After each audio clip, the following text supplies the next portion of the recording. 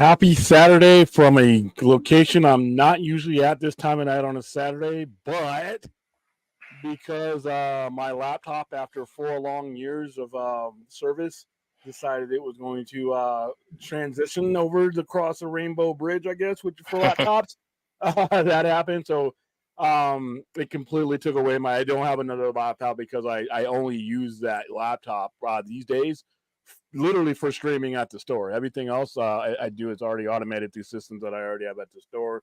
And I have I don't even use a tower anymore. And usually when I'm at the store, unless I'm streaming, I'm actually doing something that does not require that type of computer.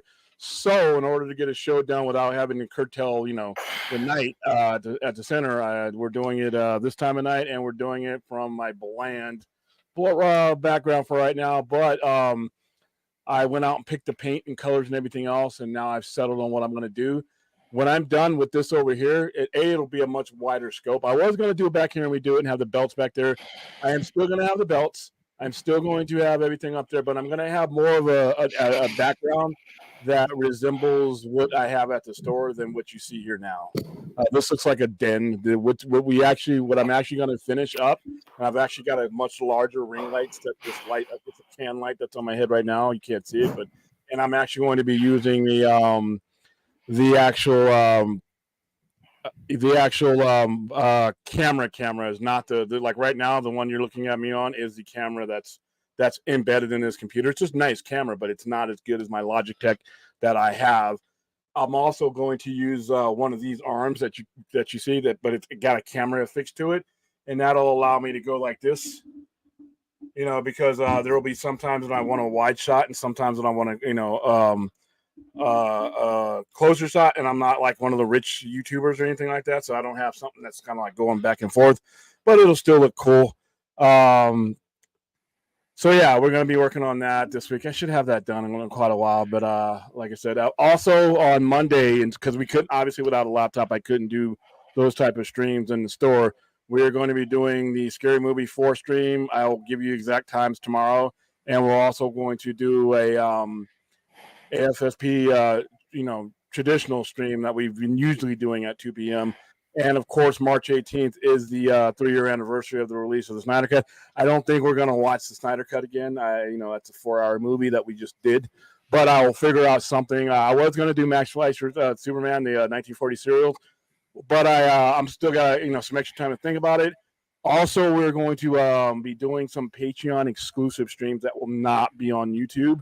So if you're a Patreon on the certain tiers, you will be you keep an eye on your messages, because I will be doing at least one Patreon stream that is not YouTube a week from here on out. So keep an eye on that. Also, pin to the top of the chat if you would like to support things like getting me a new laptop, streaming, coffee, equipment, things like that. You can always donate to the Sci-Fi Center tip link. If you guys got some ideas, start throwing them out now. I really just hate calling it that. I don't want to call it a super chat. Even when we reach 500, I think I'm probably going to still stick with Streamlabs because YouTube takes the majority of the money for themselves, and what good is that? I don't need to make YouTube rich, even though it's their platform. So we're going to come up with names. Like I said, one wrestling show that I watch calls them Humper Chats. I don't know where they got that name from. I think it's creative that they came up with their own name for them, but yeah, Humper Chat sounds like a little bit of a pornographic thing. So I want to get something that fits our show and our atmosphere. So tonight's topic, it's a light show tonight because I didn't know how much time I was going to have to do the thumbnail. I originally was going to do Days of Future Past, and I realized I'd done that before. So tonight's comic turning story is Xmen 1963 period. So all the issues and stuff that took place in there, but just Xmen in 1963, their appearance, their debut, what they mean, and especially with a lot of the nonsense that's going on. You already know, I consider Xmen 97 and 92 worth about as much as carbon monoxide, but I think it's kind of silly with the whole issue of wokeness when it comes to Xmen. You're basically telling me that you know zero about what the X-Men mean if you're doing that. So I thought I'd bring that one up. Tonight's music to Turning Story is an album that came out long after this band was considered done. And it's ACDCs, The Razor's Edge. It's actually one of their best albums, but it was released in 1990, and it wasn't supposed to be as successful as it was, but it was, and we'll talk about that.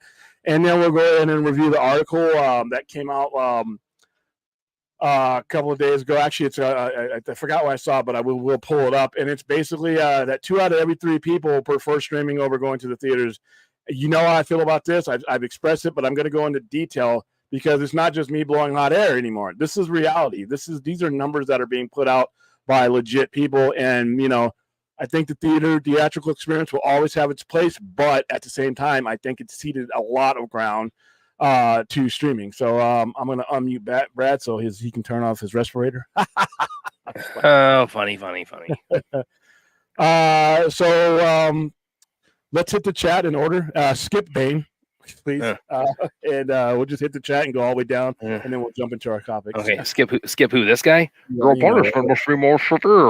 Well, that was nice having a co-host. It made things easier, but shit. Well, I just wanted to make sure who I was supposed to skip. How can I do that if I don't pull him up and imitate his voice? How's it going, Aaron? Hi, my favorite Australian. What's with the city of Chicago dyeing their river green for St. Patrick's Day? Wouldn't that cause massive environmental damage? No, they're using food coloring. So really? Yeah, they do that shit every year, and they dye it green. I mean, dude, the river's already polluted enough, but that's all that is food coloring. They put it in their beer. The same shit that they put in the beer that they're drinking and getting drunk on St. Patrick's Day is the same one that they're using to dye the river. I just think it's a waste of money because that's a lot. You can feed a homeless person with a couple $1,000s of dye, but I digress. How's it going, Larry? Also saying, how you doing, in the dark, you merely embraced it. Larry, are you this Bane character? Yeah, are you? Is that you, Larry? That would break my heart. All the good you do just to, I don't know. Spider-Man, how's it going? Oh, Spidey. How's it going, RJ? And how's it going, Rhea? Yes, hit the like and subscribe button. Oh, also, we will at the last hour. We'll be dropping. We'll be handing over the keys to the lunatics in the asylum, which means bringing you guys on, which is something I always don't know. Well, they got me into the scary movie BS. So, yeah, but of course it's my fault. How's it going, Phil? Loco for cards. I don't believe we've seen you before, so welcome aboard. Yeah, neither did I. Yeah, welcome to the show. Welcome to the group. Welcome to the neighborhood. Welcome to the family. And Spider-Man, how's it going? Let's see. Rhea says, William, would you consider making a GoFundMe for the laptop fund? I believe you receive all the funds for that too, and we can see how close you are to your goal. No. And I'm probably wrong for this, but the reason is because I believe in GoFundMes for things that I can't afford. It's cool to get tips and everything to help, but now it's that I just have never embraced it for that. Like if it's an emergency or something like that, or dog surgeries. I mean, I've donated to them, and I've spread them, but I just have a thing for GoFundMes being used for me. Now if you're doing a tip, because I'm the laptop's all this way. But if we're doing a tip to contribute directly to the show in a broad sense, then I feel better about that. I'm probably sounding like gibberish right now, but it's just always been my standard when it came to raising funds as a business owner. That's what I do. That's what I'm supposed to be doing for myself. And since the channel is part of the business, I've always just had a stigma that, tips are different. I mean, I guess it's almost the same thing, but it's almost ingrained in the whole, you know what I mean? Super chats and stuff is ingrained in the whole YouTube culture. So it's almost part of the thing. But so I get where you're going there, but nah. See, I think we're pretty caught up in the chat there. Yeah. No, you can't come on as me because I don't know what the hell you're gonna do. So you may not come on. Period, mofo. Yeah. It's just a caffeinated Kermit the Frog fourth, no big deal. What are you talking about? That's me. well, he said it's like I've been working on my William impression, so. And he said, "Okay, caffeinated." Oh, yeah, pretty much. I mean, in the Cookie Monster, I have the growl of a Cookie Monster, so it's like Yeah, I think we're pretty caught up in the chat there, though. All right, so I'm gonna bring this up real quick. And what should we hit first? I mean, all these topics mean kind of cool to me. I don't. Why don't we go with the streaming one first? All right. I could finish the sentence for you. I knew you were going to say that. That's why I was ready. Yeah. But I'm just kidding.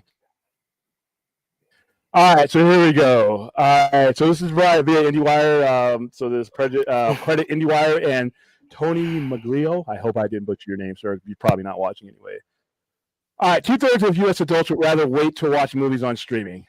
A new poll by Harris X exclusive to IndieWire found that 34% of U.S. adults prefer to watch movies in theaters, which means a solid 2/3 would rather wait for them to be released on streaming. The competition continued between streaming service and the Hollywood engine. I'm going to try to read tonight. While we still see evidence of a loyal moviegoers in recent box office numbers, our study shows that in 2 and 3 movie watchers prefer to stream movies at home. Ali Brady, VP of Harris X, told IndieWire, despite this causing some upheaval for the industry, it means that the demand for content is increasing. Nearly half of consumers say that they stream movies weekly, and 7 times as frequently as who do so in theaters. Brady's pollsters also found that 30% of us stream a movie or two more times per week, a few times a year.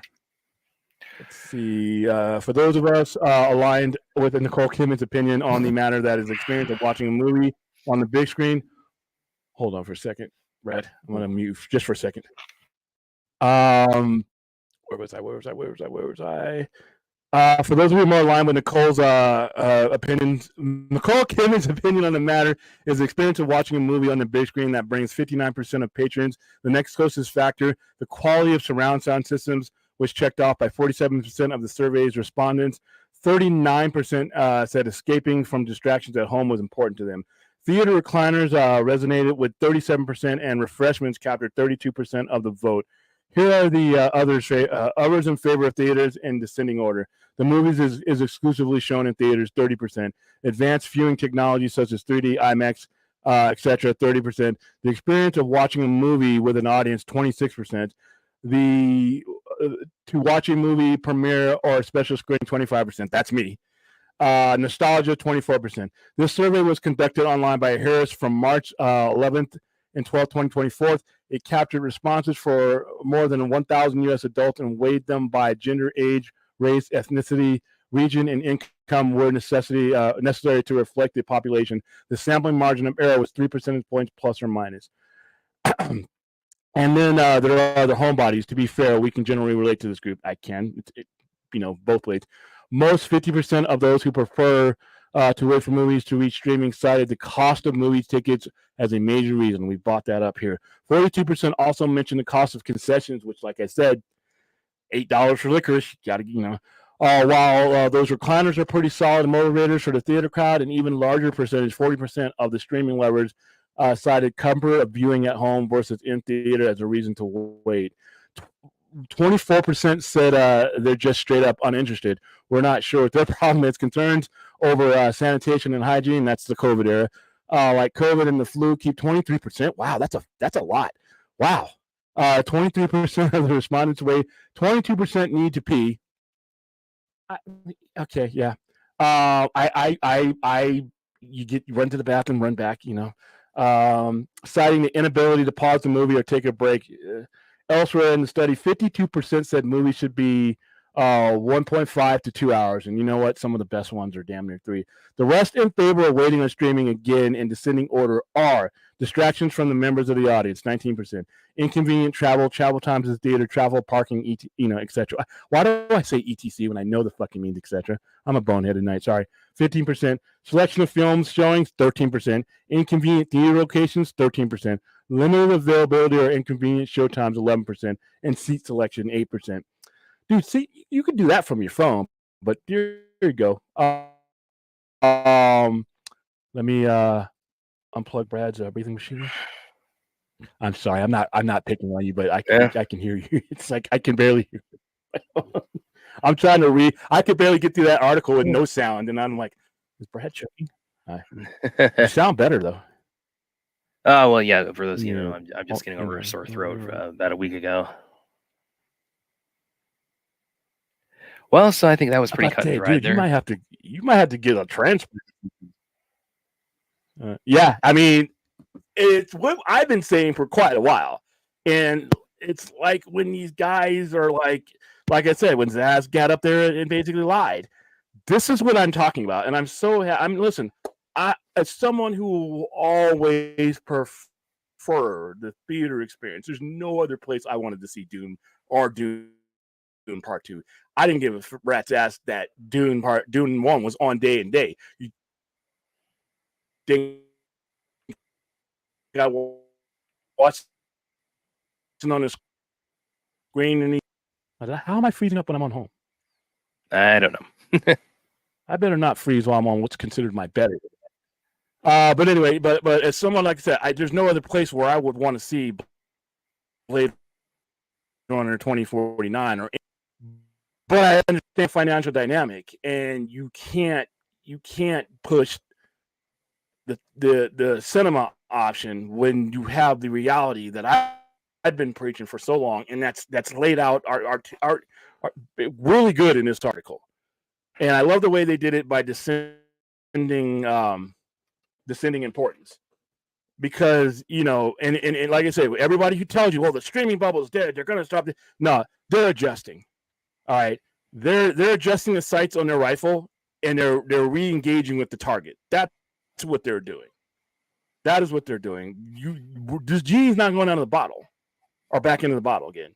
Now, what's going to have to happen, though, is remember when they're saying competition, they're basically competing with themselves. Because who owns the streaming services? Most of the studios. The Sony, with the exception of Sony is the only one that doesn't have their own streaming service. Paramount has theirs. Obviously, Universal has Peacock. WB has Max. It's HBO Max, but Max. Am I leaving out any other? Showtime. Showtime has Paramount Plus. I mean, so all the people who are doing this, and I've always said that you guys on the internet, I include myself amongst you, but I don't.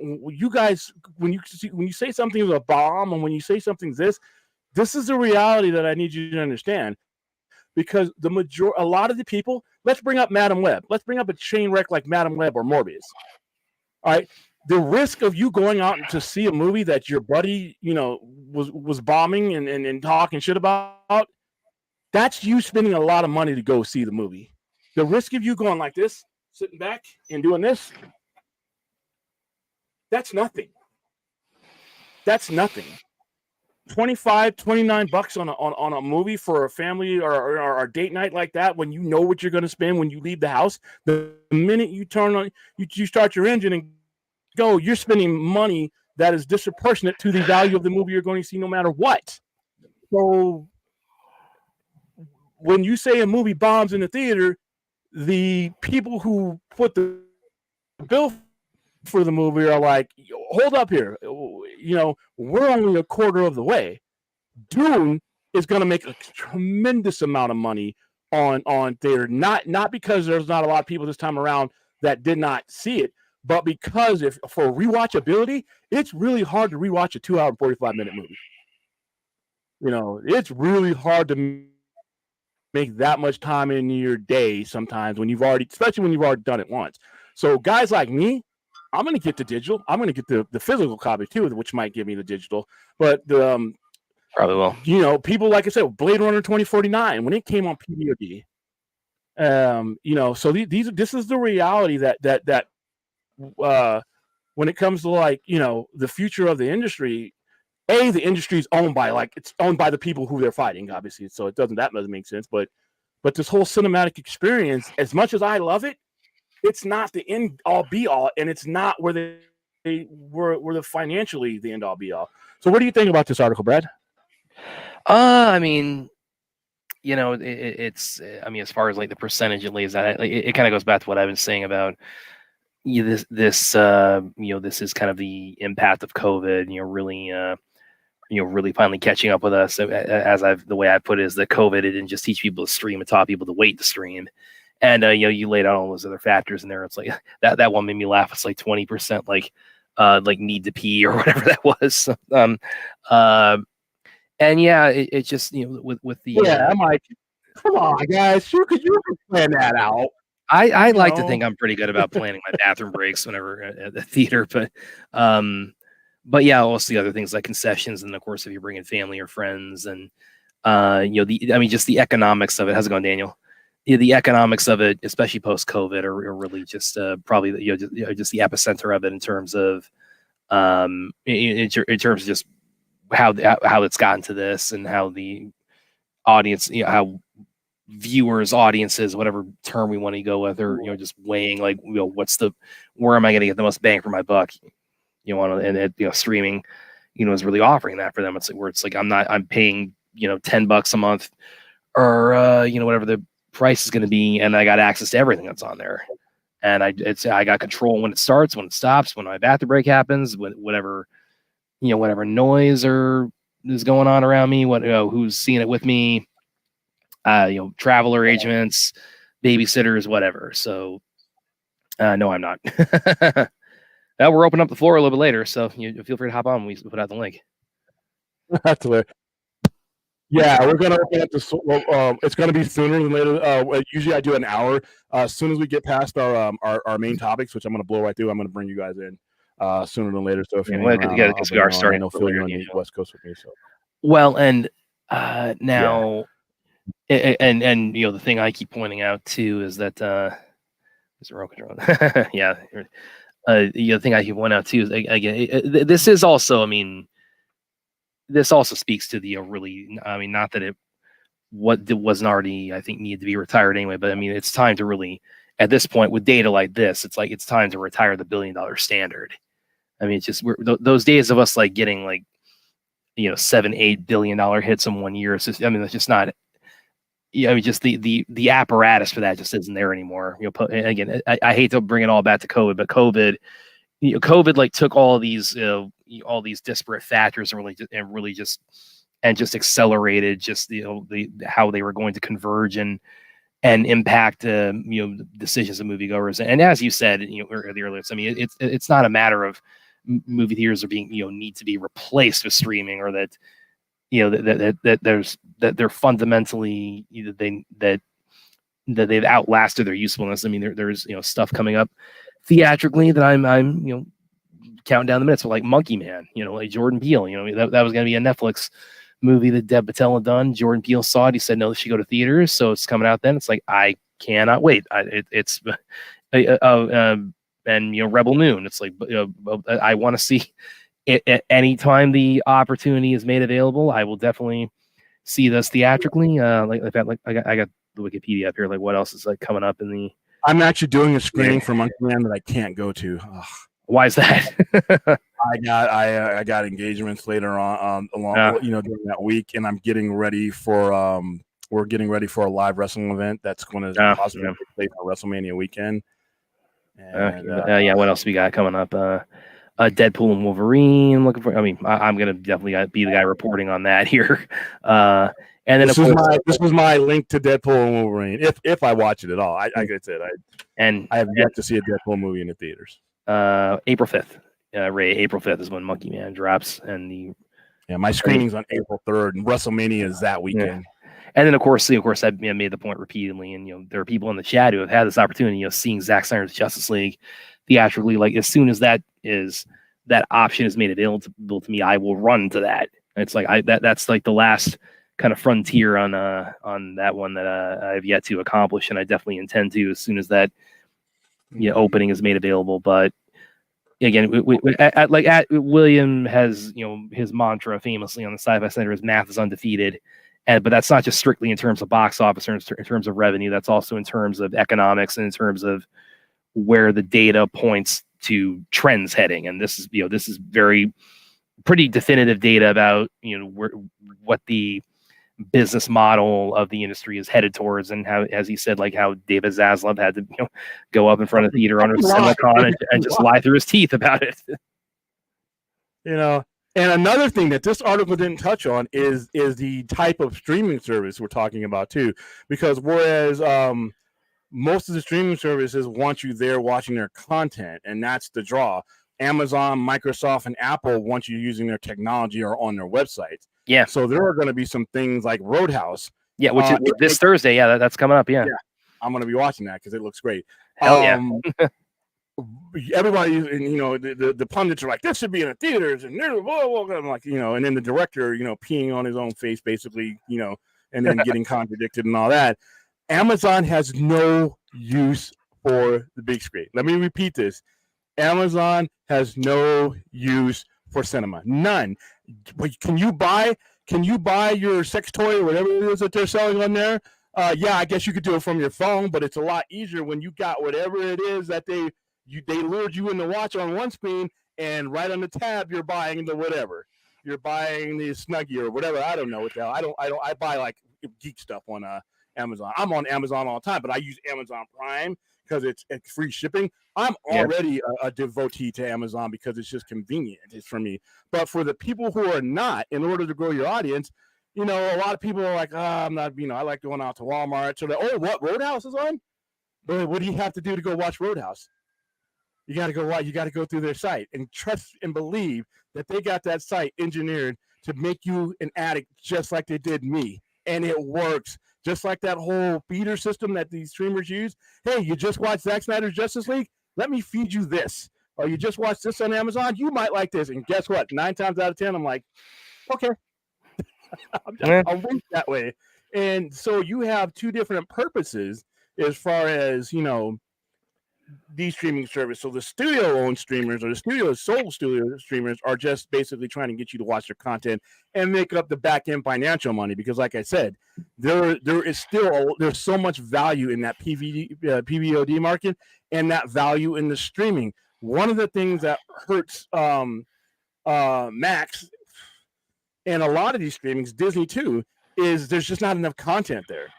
So how are you going to prioritize the theaters, the cinema, with their diminishing returns when, you're charging people a certain amount and trying to keep them there? Like I said, if it's me, there's dragons when one dragon story ends with Game of Thrones, another one starts.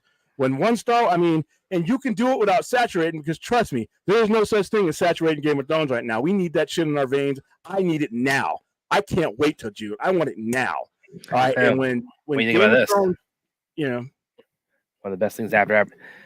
Yeah. You need attractions. Well, it's. Obviously the circumstances are, very very unique. But also, again, they ended up HBO Max ended up getting, getting quite the bargain where they had, a $300 million, blockbuster with a bunch of A-list stars featuring all the DC's premier characters. They were able to get for $70 or $70 million. So that would have been so that the economics of that is that's something what Daniel's talking about there is that definitely opens the floodgates too. It's like, oh, we've got a blockbuster tentpole superhero movie on HBO Max. What else can that lead to? Not just on HBO Max but other streamers as far as content at that at that level in terms of anticipation and tentpole and A-list characters and A-list talent. All right, fourth, this is mainly false, and here's why. It's because you're saying that you don't value that streaming money if you do that. And when you're pulling in the money, the math tells you this. If you're pulling in the goal here is to pull in $1 to $2 billion a month streaming. Minimum. So that's 24 billion a year if my first grade math is, I'm not good. Right? 24 billion a year. There's no amount of money that you're spending that's on a big budget that is going to bring you that kind of revenue generation and that kind of value to your service and thus value to your company that you're going to get from that. It's why you spend the money on The Last of Us. That's why you spend the money on Game of Thrones. That's why you spent the money on Watchmen. That's why you spent the money on Lord of the Rings. That's why you spend the money on these things. You have to. Now there may be some guys that will come to this kicking and screaming, but once again, they're being drugged by math, and math is going to win that battle because math wins all battles. eventually when you're dealt with that article, right? When you sit down and trust me, these guys have these trends in front of them. When you're faced with those trends, you have to put big budget value on your streaming service, or you'll lose your people. You get what you pay for, and by spending those kind of money. Now, granted, just like with movies, you're always going to have your low budget tiers, but you're going to have more content being made or for those tiers on streaming than you ever could or ever would in the cinematic experience, because now you're talking about a pool of money that justifies things getting made. So when I spend that $200 million on this, and that feeder system says, hey, how about this thing I spent hardly anything on? So yeah, you're right in one way, but in more ways it's not, because we're going to have our just for every Stranger Things, there's some other goblin magician shit that has nothing to do or is nothing like it, but it's in that same demo. But I have to spend that money on Stranger Things in order to get you into these other things. That's just how it works, And how's it going, Ruth? Oh, sorry. Yeah, Ruth. And Ray also has a good one here. What we consider big budget is becoming the standard. The Crow costing around $50 million is considered low budget. Yeah. By today's standards, it's pretty cheap. And for perspective, the original the budget is $23 million, and that's only the $8 million of that was all the kind of reworking they had to do after Brandon Lee died. So it would have been absent Brandon Lee dying would have been $15 million. Yeah, it's just. Yeah, and like I said, you have, and also it depends on the streamer we're talking about. If you're talking about Amazon or Microsoft or Apple, they spared nothing. Spare no expense. Go look at Monarch. Monarch was by the way, I think we're about to get an announcement about Monarch coming back. Season 2. That would make sense. Yeah. That would make sense to coincide that with Godzilla and Kong. Yeah, and Lord of the Rings. You forget what you think about the show. They spared nothing because they didn't have to.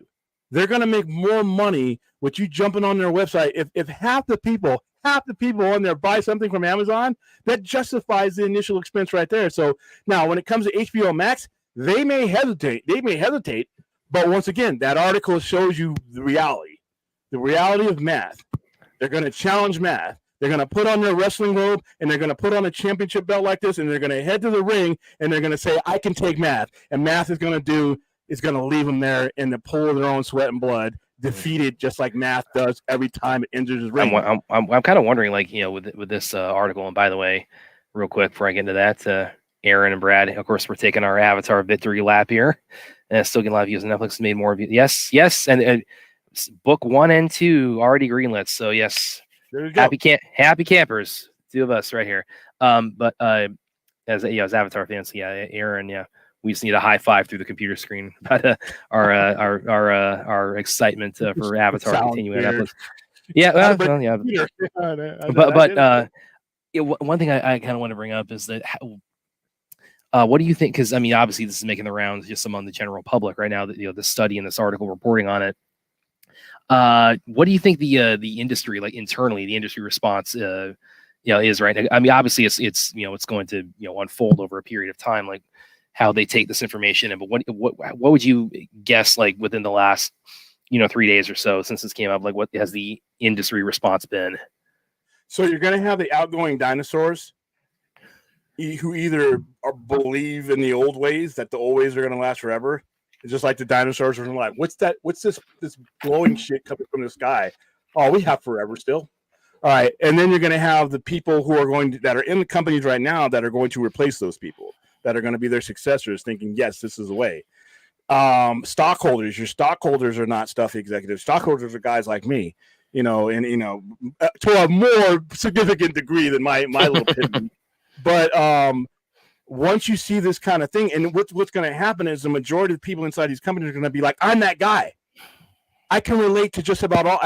For me, I can relate. And by the way, I put the article in the chat for you guys.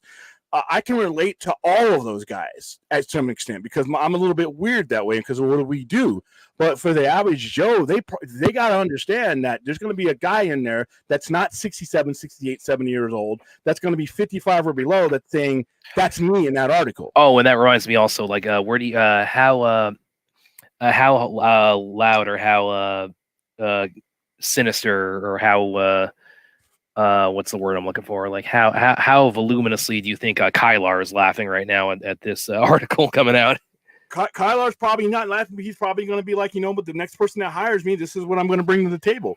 But what you're going to see is a bunch of Kylars, though, because like I said, I know the romanticism with the theater. It is. I know the connection with the box office is, and the type. Trust me, I'm on your side when it comes to preserving that. But at the same time, I don't fight math anymore. My broadcast can't afford the kind of losses that brings. And you know what? Who can't afford it? Is stockholders. Stockholders are going to want value. When you can bring money at the volume that a streaming service, when it's done right and populated, can do, you are creating guaranteed income. When you have guaranteed income and a guaranteed benchmark, guess what you do? You go from $8.53 stock to maybe a little bit more, because you know what? Stability breeds cash. People want to buy into something that they don't want to see that's fluctuating and crumbling apart. If you tell me that you want to make HBO Max and Max the focal point, and be honest, you actually have a conversation. The next person that gets up at that CinemaCon, if it's me, they're probably going to throw shit at me. Well, that was definitely what Jason Kylar's under his leadership at Warner Brothers during the AT&T merger. That was definitely his mandate, was to make HBO Max, the main revenue pillar for the company. Daniel has a funny one here: boycott math. Yeah, you go for it. Yeah, good luck with that, dude. Go for it. I mean, but it's like I said, and we're forced to say, you can forget about some of the stuff that's on there, but it doesn't matter. What you forget about, somebody else is going to remember. Yeah, he just had that. I was just about to mention, because I think we'd had a little bit of a pull up 2 comments at once, but yeah, he had mentioned like that is one of the things people kind of bring up as a counterpoint. Sorry for interrupting, but the point of like when something. Even something that's really big on streaming, it blows up, and it's like, but 2 weeks later, at least the perception is that it just kind of recedes into the ether. That is true for certain things. Now, there's going to be now they have some adjusting to do to make this work too. Not only they need more series. Every one of these damn things need to have series staggered throughout the year to keep people from dropping off if they want to keep people. Also, you're going to need more movies. You're going to need more volume, so that you may stop talking about that movie, but you're talking about this movie. And what happens when you're keeping that streaming service in the conversation? When somebody else jumps into that conversation, they're seeing that movie that they hadn't seen yet that you're talking about, or they may see a movie that you hadn't seen, and vice versa. You guys basically cross-pollinated the movies that you're watching together, because the conversation. You have to keep the conversation going to keep the revenue going. That's where they need to get. Right now, as it stands, they are not equipped to do with the article to cater to that customer, but they have to get there. And I think that as these old, the fossils retire, that the new people are going to understand, because everybody who's described in that lower tier of that article, as far as the streaming guy, that is them. They are that customer. They understand it. The dinosaurs are still trying to figure out, they're going to split the atom in billions of years from now. Wow, is that what? I don't understand. It's like time travel. It's like, if we were to go back in time and try to explain astrophysics to a fucking brontosaurus, it's not going to happen. And that's what these current guard guys that are retiring, that's what they are. You're literally trying to explain trigonometry to a ferret. It's just not going to work. So you have to have the right conversation taking place, and you also have the right audience in that conversation. So this article, like I said, it's everything I've been saying. How you doing, other Australian? Hey, all we need is Anthony Grigsby. We'll have the Aussie triad. All right. Math used to bully. Yeah, math fucked me over in school. Gave me a lot of D's. Math. Yeah, math. I have PTSD from math back in high school. Not my strong subject. So I'm living proof that math is undefeated. Yeah, because it wallowed me for the entire time I was in school, and even on my ASVAB, it's the only thing on ASVAB that I didn't do as good. I did good enough to pass, but all my other scores were extraordinary on my ASVAB for the Army. Yeah. I think I may have. I was never like officially diagnosed, but I think a lot of people talking about it, I might actually have dyscalculia. Which for those sure I do. They didn't have the shit they couldn't diagnose me. They just said you're fucking stupid. Yeah. Which for those get a tutor. Yeah. Which for those of you may not know, dyscalculia, it's basically dyslexia with math or dyslexia with numbers. So what would the symptoms you associate with dyslexia? Just apply that to math. That's dyscalculia. Yeah, I mean, now once I started running the business, that math got cooked because I don't like losing money, so I figured it out. But Aaron, math is horrible. Yeah, we're all having here a math therapy session for school. I guess. The Aussie Trinity. There you go. Math is terrible. Yeah, math. Yeah, but it's a necessary evil. But man, I suck at it? Yeah, I leave it to the NASA scientists and those guys.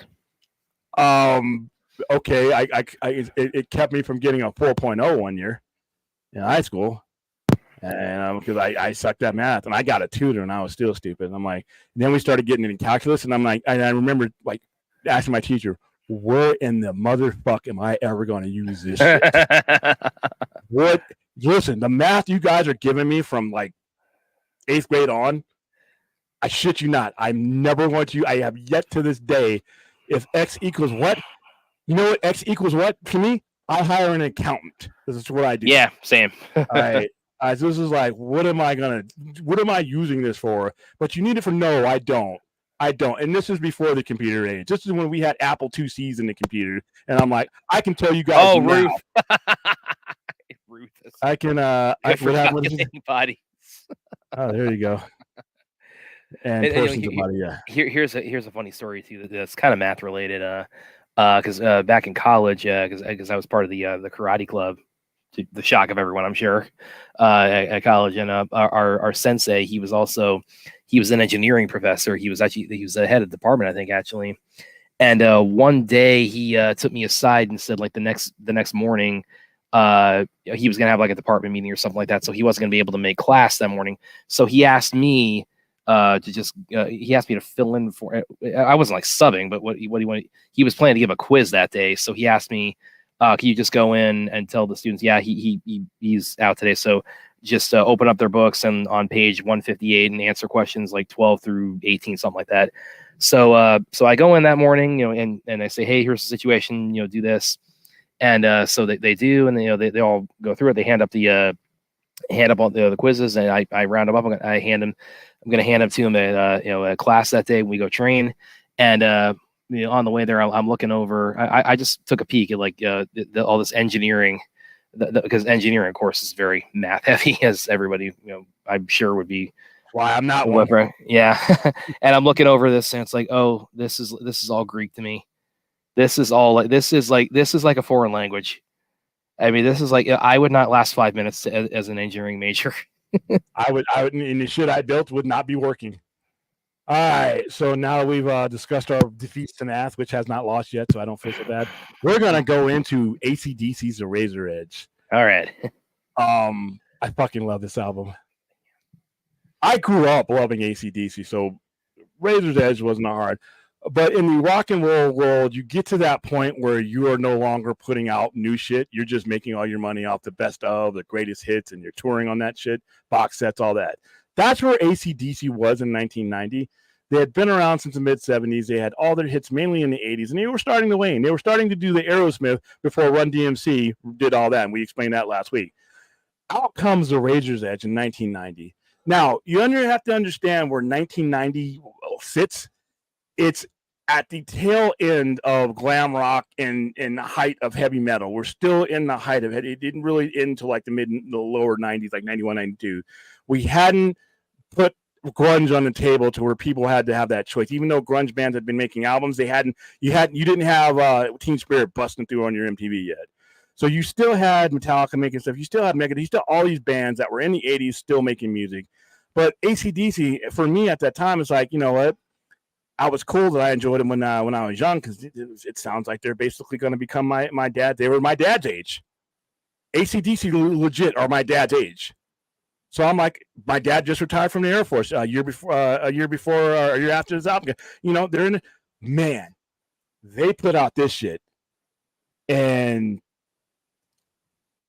I don't do a lot of headbanging because I look silly. I look silly just sitting here. I remember buying, and it was the tape because it's 1990. I remember buying that album because I heard Thunderstruck. They kept playing Thunderstruck, and they would play it at all the arenas. I'm like, oh, I'm tired of that song, but I love AC/DC. bought this album and I was like, I think I almost hurt my neck with this album. This is That's good. This album I put the link to the Razor's Edge, which is the title track, one of the best songs on the album. And let's bring up, obviously, most of you, even if you don't like ACDC, or if you don't know about ACDC, you know Thunderstruck. It's been everywhere. If you watch wrestling, you've heard which is one of the best songs on the album, which is "Are You Ready?" The way it starts up, it's like I always envision an atomic bomb just dropping down to start this song. But the rest of this, "Misses for Christmas," got you by the balls. If you're into bluesy stuff, and it's about what you think it is the title. It's one of the I'm gonna bring that one up. It's one of the cooler songs of the rock era because it adds elements to them that they just did not exhibit prior to this. And that's another thing. I think it's the production element also. And I'm putting that in there. The production element of this album, you could feel the late 80s, because the late 80s with Def Leppard, everybody was making their hits then. You could feel that they got swallowed up in that in a very good way. So yeah, Got You by the Balls, Razor's Edge, Money Talks was another one. I think that was the second hit off that album. What else was on that album? Hold on, let me pull it back. Are You Ready? Like I said, Are You Ready was a big one. If You Dare is great. Goodbye, Good Riddance. Let's Make It goes all the way back to, I felt like I was listening to 1980. Mistress for Christmas, Thunderstruck, Fire Guns. Fire Guns is like a modern version of For Those About to Rock for me because of the pacing of the song. There's 12 hits and 12 hits on this album, and like I said, and all of a sudden a whole bunch of people started listening to ACDC. It wasn't just them. Prior to this, the biggest thing that they had done was Who Made Who, and that was from that awful movie, Maximo Overdrive.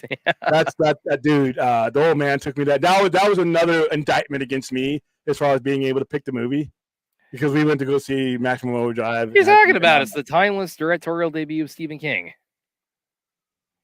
Listen, Stephen, if you're watching this, first of all, I'm honored if you're watching this. That movie is awful. You are an awesome writer. You are one of the greatest horror writers, possibly the greatest horror writer ever. I forgive you for The Dark Tower, Book 7. I forgive you for that. It's taken me 20 years, but I forgive you for running me around for most of my childhood and adult life to give me the ending that you gave to The Dark Tower. I feel like I should get a refund for that book. And you're one of the greatest writers. Directorial? Oh no, that movie sucked. That movie sucked backwards. That movie was awful. But it gave you Who Made Who. Yeah, it actually had a great ACDC soundtrack, if nothing else. Yeah, one of the best riffs Angus Young ever did mid-song was from you. So there you go. But prior to that, the general public knew who ACDC was, but in the abstract. But when this album came out, there were hits on there that were being played in arenas. I was working for the Las Vegas Thunder at the time. They don't exist anymore. When I first got to Vegas, I was working for a hockey club. It was Las Vegas Thunder before we got the Golden Knights and all that. And Thunder was their name, and Thunderstruck was the thing. And then you would hear it everywhere. You still hear it at the OKC games when you're watching them on TV. Are You Ready? The WWE uses that. That was using that for a while for SmackDown. So they started making, and after all these years of being around, they were like a commercial hit now, which was weird.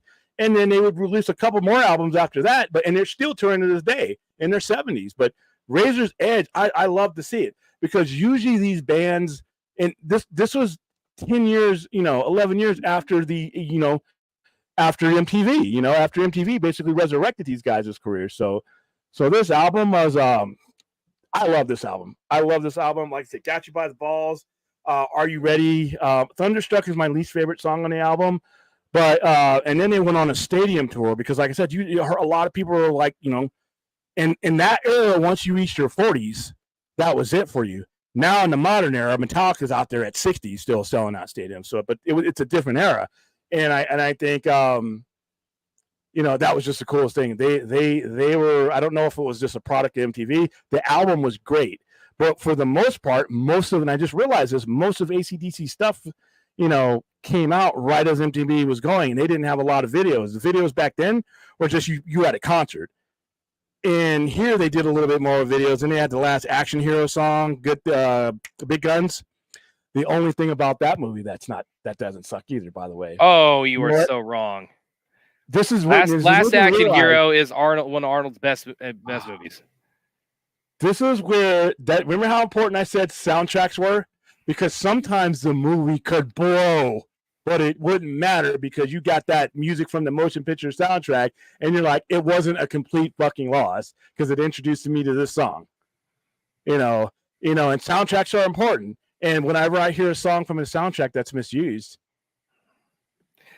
Boogie Nights. Yeah, do you even remember like the Jack Slater 4 intro with Megadeth? Come on. And I love Megadeth. And if you guys are watching, once again, Spider-Man's with me. Okay, you guys can both be wrong. But Big Guns, once again, Angus Young and his brother, rest in peace, showed you why they were the greatest guitar duo of all time, in my opinion, as far as bands that use a rhythm guitar and a lead guitar. Because you also, I mean, Eddie didn't use those, but like great bands like Def Leppard, Phil Collins, Steve Clark, rest in peace. But for a band that used a rhythm and a lead, I have to put them even up there with Kirk Hammett and why am I thinking of James Hetfield? And those, to me, those guys are legends. But Angus Young and his brother, in that rhythm section that he had going. But in this album, he was still alive when this album came out. Chris Slade had taken over the drummer, who usually drummers to me are like, oh, okay, you're just a part of this, you're just an add-on. He actually gave them a harder sound than they had that I thought had gone away. So that is why I picked AC/DC's Razor Edge as a turning point, because, like I said, I thought it was over for them. And it brought a lot of people. It gave rock, that and the Black Album that got released later, it gave heavy metal a little bit more staying power to withstand the onslaught that would become, alternative in grunge. So there you go. So what is my last topic? Let's hit the chat again, and then I'm going to go to Xmen. Oh, well, the Rush is everywhere, but there definitely should be. It's definitely in Australia. Yeah. I'm gonna bring this one back up just because I feel like it. Whatever. Do I need to play the Jack Slater 4? I'm gonna do that right now. I'm playing the Jack Slater 4 intro. You're gonna get us kicked off. Megadeth, especially Megadeth. Dave Mustaine is very particular. He's the large Ulrich of this era when it comes to his shit, and he has strict. I mean, that intro alone with Jack Slater 4, come on, with the Megadeth soundtrack and the exploding brick walls and whatever. That's how you kick off a Schwarzenegger movie. That's like not how you save one, though. No. The panel, you got to help me. You got to help me with William tonight on Last Action Hero. He is so. Oh no, fourth or Droga. Sorry, you're screwing with me. They probably got statues of those guys where you live, man. Come on, that Crocodile Dundee, Steve Irwin. If there's a Mount Rushmore, and it's going to have more than 4 faces on it, but AC/DC's got to be up there. Steve Irwin's got to be up there with a crocodile, probably. I mean, Olivia Newton-John. I mean, they are literally. If there's a pantheon in Australia. Got to be on there. How you doing, New Bell Rev? I think we're pretty caught up on the chat now. Daniels. Oh yeah, this is true. Maximo Rev had the truck with the Green Goblin mask. Yeah, they had the Green Goblin mask, and this is before Spider-Man had even been in a movie at that point. But I mean, he was very recognizable still with the Green Goblin mask, and of course they have the trucks to come to life, and they just encircle the truck stop, and it's like they could just run right in over everybody in there, but they don't do it. So. All right, let's go ahead and move on to the Xmen, and I'm gonna cover this for a little bit because we've covered the Xmen a lot, but just this topic going on with the what's the character? I'm getting old. The character that they're the non-binary character. Yeah, you might need smell there too. I know it by heart, but I can't gather it right now. You guys know what I'm talking about. Is it Archangel or is it No, it's the shapeshifter. That's been around. Maybe. Mystique. No. You guys will get it in the chat before I do.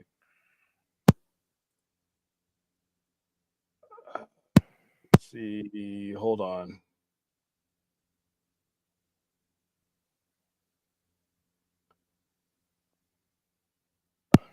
Okay, hold on. Let's see. Spider-Man says morph.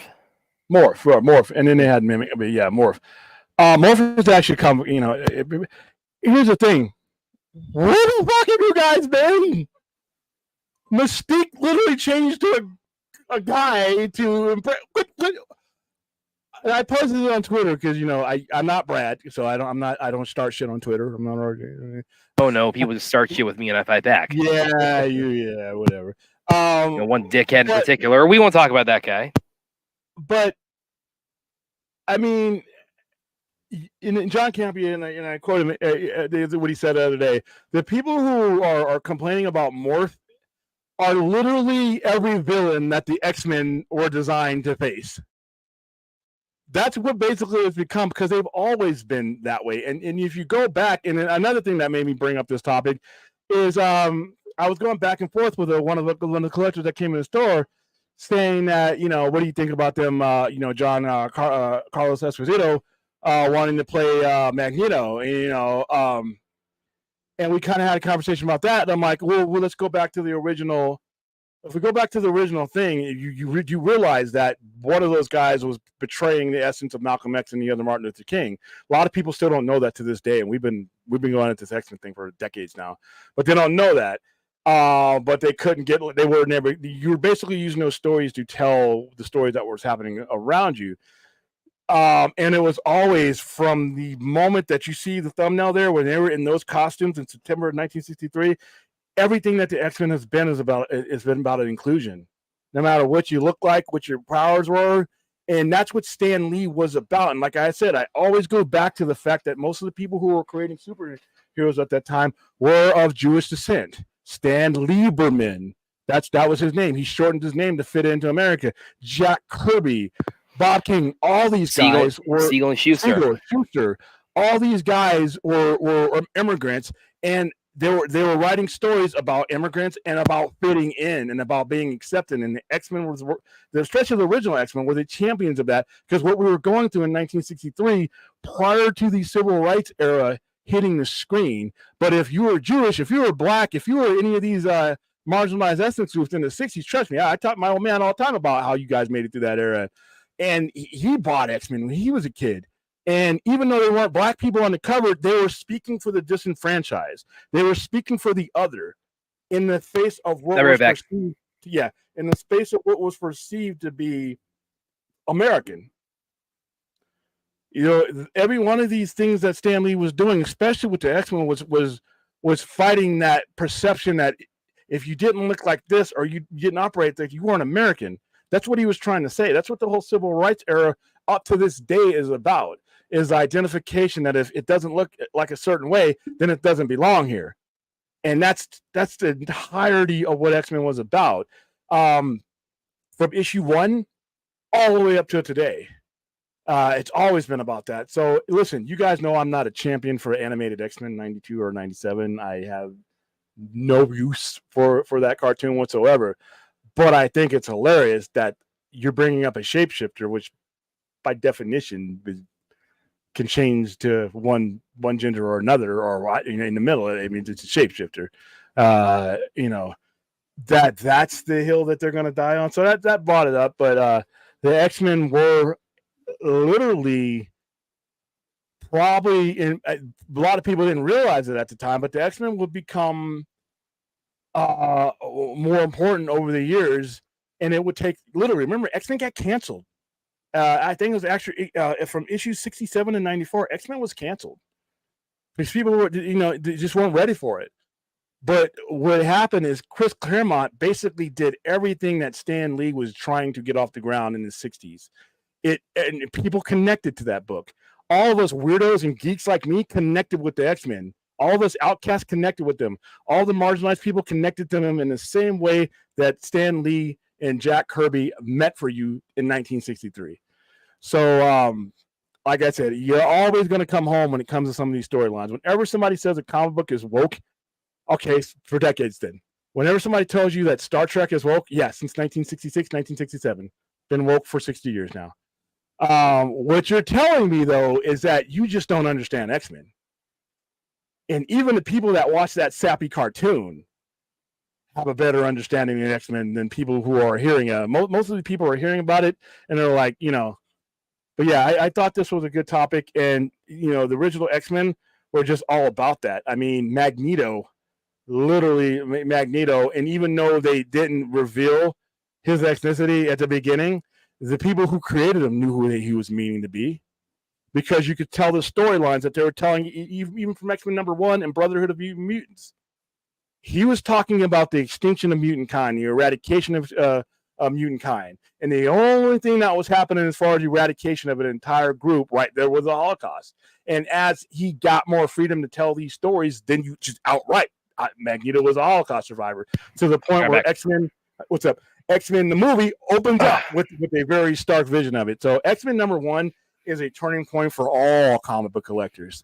All comic book collectors, whether you were alive in 1963 or if you're buying X-Men now, if you're waiting around for the X-Men to pop up on these movies now, you are not only the caretakers, but you are the beneficiaries of everything that started in X-Men #1. And with that, I'm going to do something that I will probably kick myself in the nuts for doing. I'm going to go ahead and put the link to the chat, and we're going to roll the dice that our show doesn't go down the tubes. Yeah, we're going to let all you rambunctious hellions on the show again. There you go. We covered our topics quickly, so maybe I'll get this pain over with immediately. So, I don't want to add to it. Where's fourth? Yeah, play. Yeah. We just dropped the link there, Rhea. It's up there above you in the chat. She's gonna come on and make us look stupid. Oh yeah, she's gonna she's gonna make us look like people. She's gonna make us look like cavemen. Yeah. Well, because again, like any Rhea's, any YouTube comments she leaves, it's like reading like. I don't even know like how best to put it. It's like her way with words is such that a YouTube comment for her. It's like a scroll from ancient Greece. It's it's so lazy that you people don't understand SFA about these characters. Yeah, and Rogue's big ass in the one thing, and I'm like, okay. Oh yeah, that whole controversy. "Quote unquote" like, going around. That's there's so many other things that you can wreck that cartoon over. And did I ever talk about? Did you ever see that one fan art? It was the poster for the first Avengers movie. Yeah, okay. I think he was too. Yeah, it was the poster. It was the poster, but it was a fan art of it where it's like it was showing like all the. How's it going, Phil?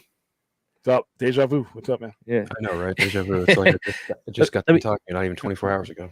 Yeah, let me pull it up here because this made me laugh so hard when I saw this. It's the poster for Avengers, but it's got like all the male characters like kind of flexing their butts like the way Black Widow tends to, and a lot of the posters they put her on. Joss Whedon didn't approve it. What a shock! Yeah.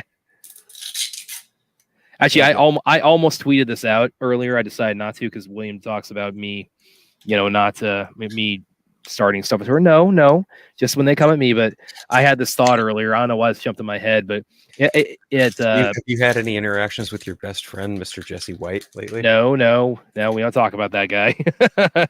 But it was this thought jumped in my head. It's like, if Joss hadn't got it outed for being for who he really is, when he did, I just realized, last year he probably would have been like just really beating the drum so hard for Barbie.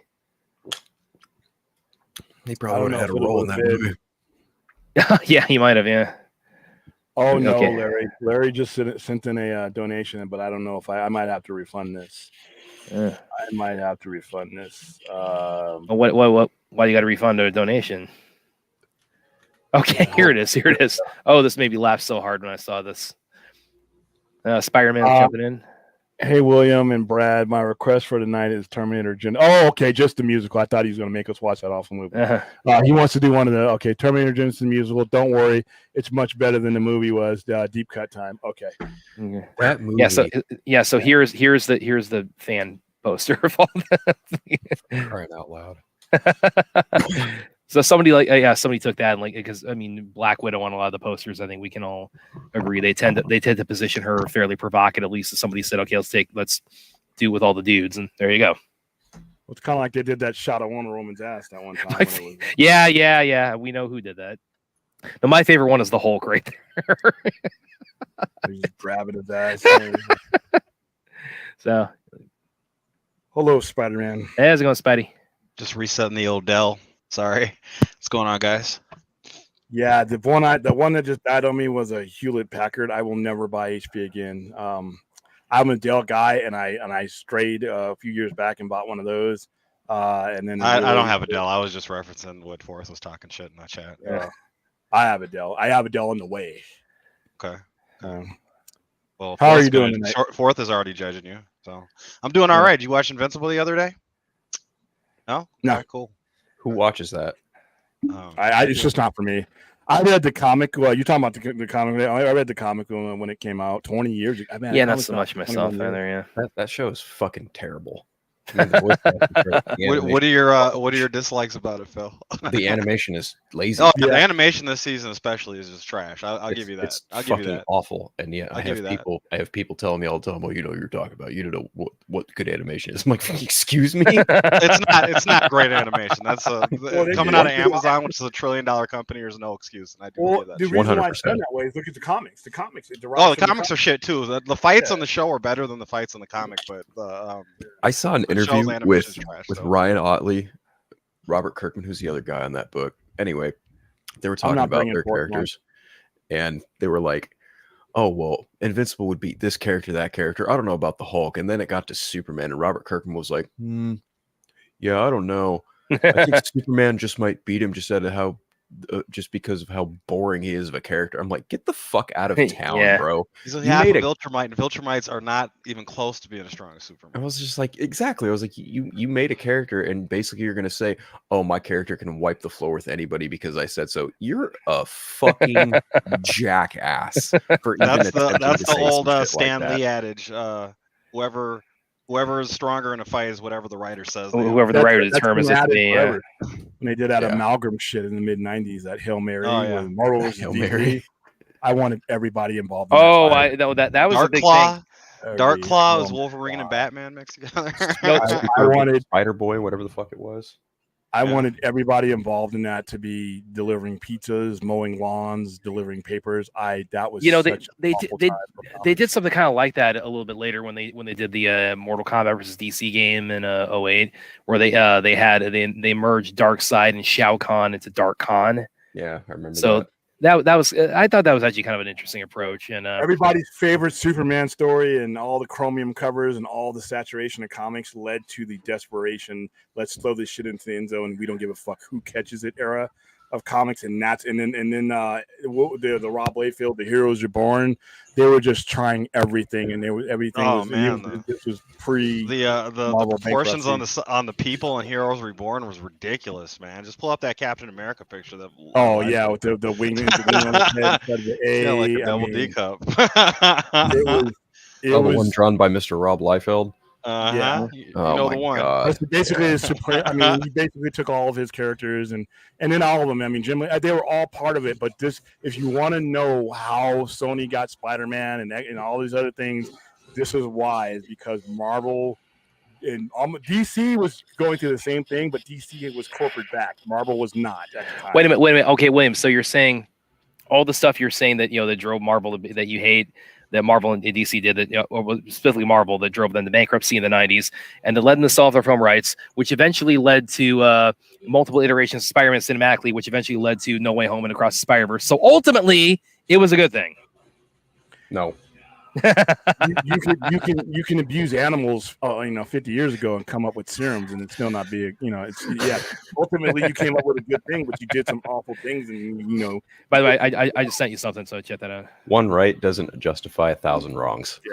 And I'm pretty sure that the people who lost their ass and lost a lot of value, Marvel was almost worthless in the late 90s and 2000s. Michael Jackson was going to buy it for pennies. That's toy company, a wild Toy story. Biz had a pretty big stake in Marvel back in those days. Yeah, they did. Well, they had the Secret Wars toy line because they did the story partly to tie in. They had the toy line set up, so they did the storyline to facilitate the toy line. Yeah, and it was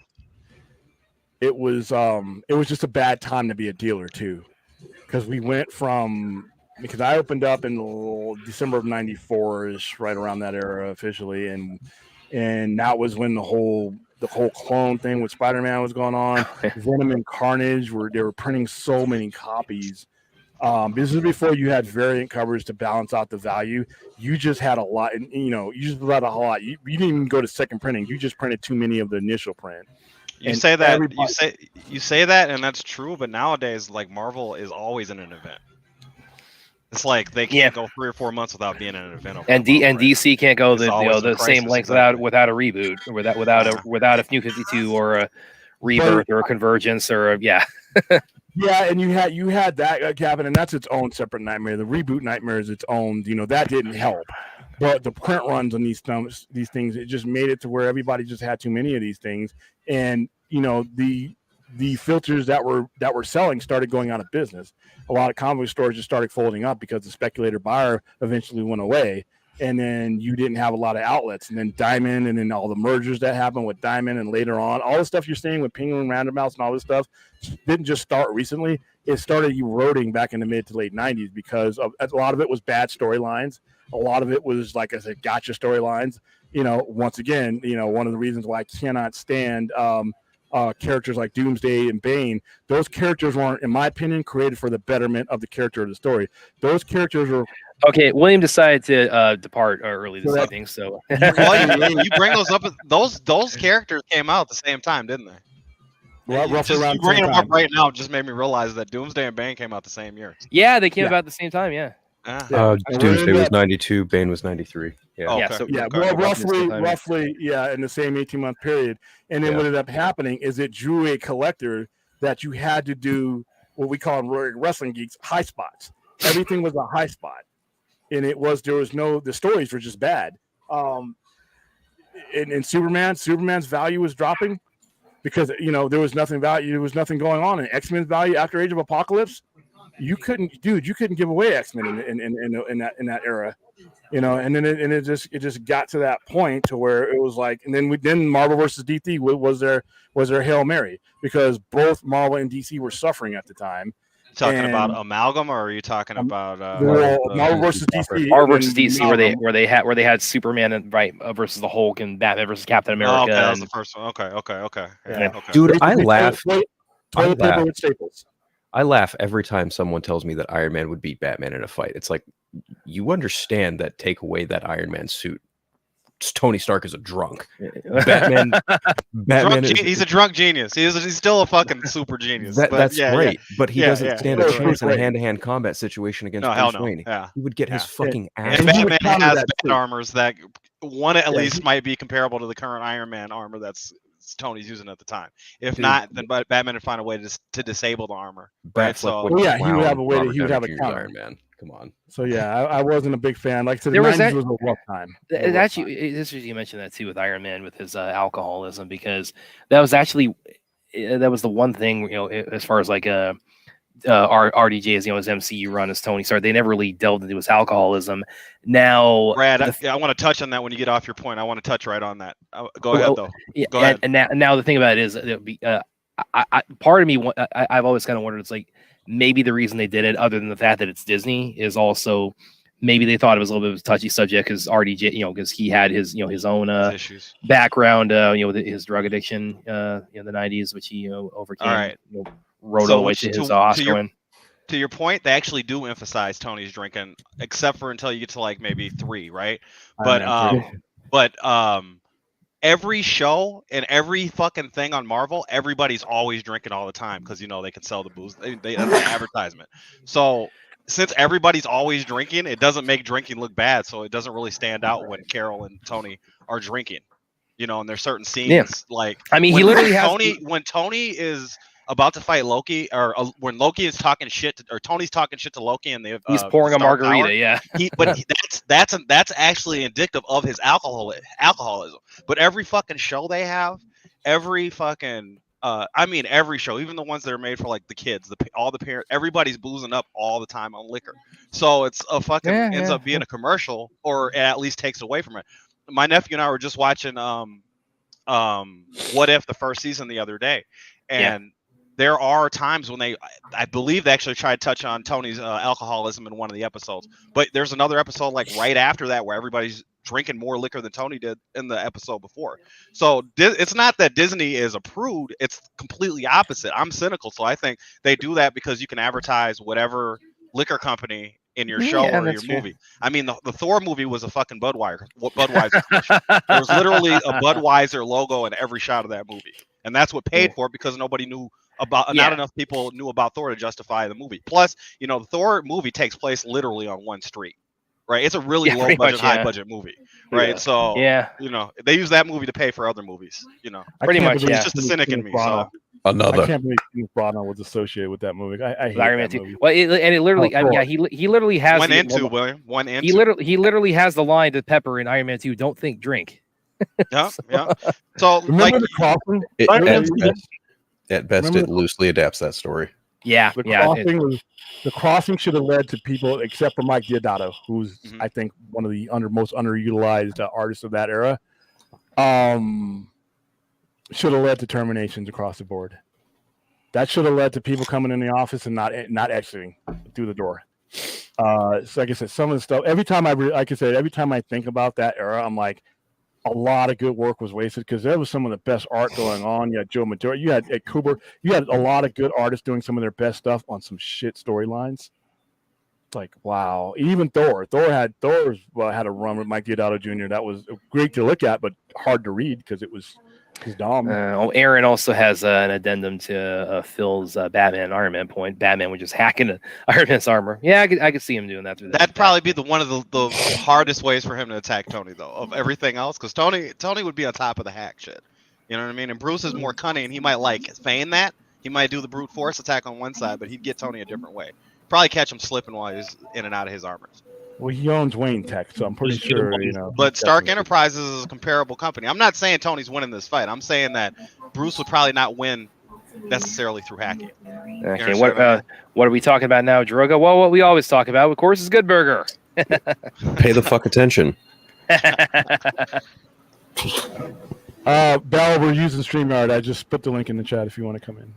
Yeah, so it's right there below you, man. Hey, Fourth, are you with us, or are you just observing on the screen, or what? What's going on, Fourth? I was pouring a drink right now. Oh, okay. You hear me? Yeah, he was doing his Tony Stark. He was getting his drink together. Yeah. So after watching Game of Thrones, all I want to do is drink wine for a while. Red wine all the time. Drink wine and don't know things. How close are you to the finale? No, I already finished it a couple days. You finished it? Okay, yeah, because we told you the finale. The Cliff Notes is fire and dragons. So. Yeah. And titties. Yeah. But that's throughout Game of Thrones. So. The ending didn't bother me. That there's some unsatisfactory things in the ending, but the ending is an episode full of plot armor, Fourth, on a show that lets main characters die.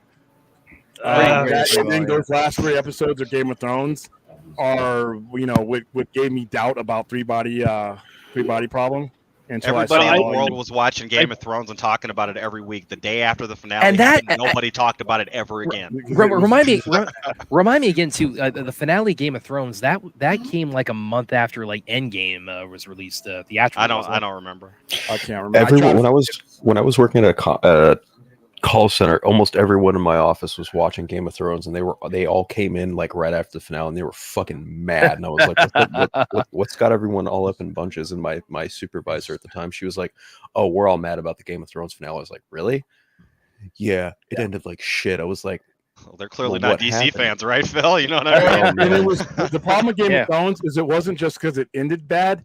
the ending and the things that they did after episode 3, which is the Battle of Winterfell, was not consistent with the quality that they had given you. William, I told you that this shit started getting dumb at least at the beginning of season 7, if not in the middle of season 6. It got really dumb. It was May 19th, 2019. So it was about it was like 3 weeks after Littlefinger's defeat is a big embarrassment on the show, and that was midway or beginning into the end, or that was in season 7. Littlefinger got defeated like a moron when he was the smartest supposedly. I didn't have too many problems. Not everything I wanted to happen in season 7. Arya got stabbed like 15 times by the faceless people and dumped in fucking shitty water. There's also dragons. There's also dragons. But fucking Arya's mom got stabbed like 2 or 3 times and she was dead forever. So I mean, are we going to be consistent? Not in the books. In the books, they're not. No, you can't compare season 7 to. And it's good. In the books, she's a ghost or whatever, right? So she's still dead. She's a fucking zombie. But okay, but that still means she died. Yeah, season 7 does not excuse him for season 8. Season 7 does not excuse him for season 8. I saw the finale. I saw the finale with my friend Ashley. He's really into the show, and of course, I being the as William says, the guy who starts shit, or the troll, however you wanted to class. I just couldn't resist it. It wasn't the finale, or I guess it was because we were watching both of them back to back. But the penultimate episode when she's just roasting the city into the ground on her dragon. I couldn't resist. I pulled YouTube on my phone. Like I would pull up just to screw around. I would pull up songs like I would say "Let the Bodies Hit the Floor" or "The Roof Is on Fire" or what else did I pull up? Ring, out your kids bop. like Ring of Fire by Johnny Cash. I put what else did I? See, I thought I had the problems with her burning the city down. It's like the story really foreshadows and pretty much tells you that she's going to. Yeah, Khaleesi's the least disappointing character on the show to me. Okay. Sure. I thought Cersei was the best built villain in a long time on anything, and her death was a fucking cop out. This is pretty much a consensus here, Bell. This is pretty much the consensus. Like I said, I say season 7 was trash too. I mean, it's all made to be. Some people, it was made for people to sit at the bar and yell at it like it's a football game. And see, the thing about it, it was. And the thing about it is, there's all kinds of been all kinds of scuttlebutt about why the final season was was abbreviated as it was, and why they thought they were going to get Star Wars. The book wasn't. Yeah. But there was also they wanted to do Benioff Weiss. They wanted to do that that alternate history show about what the South won the Civil War. Yeah.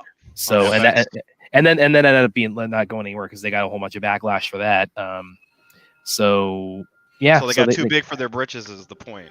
Yeah, I guess. As long as they're adapting things, I think they're pretty good. If they have to go off on their own, like unfinished books, I think then the quality really drops. Then.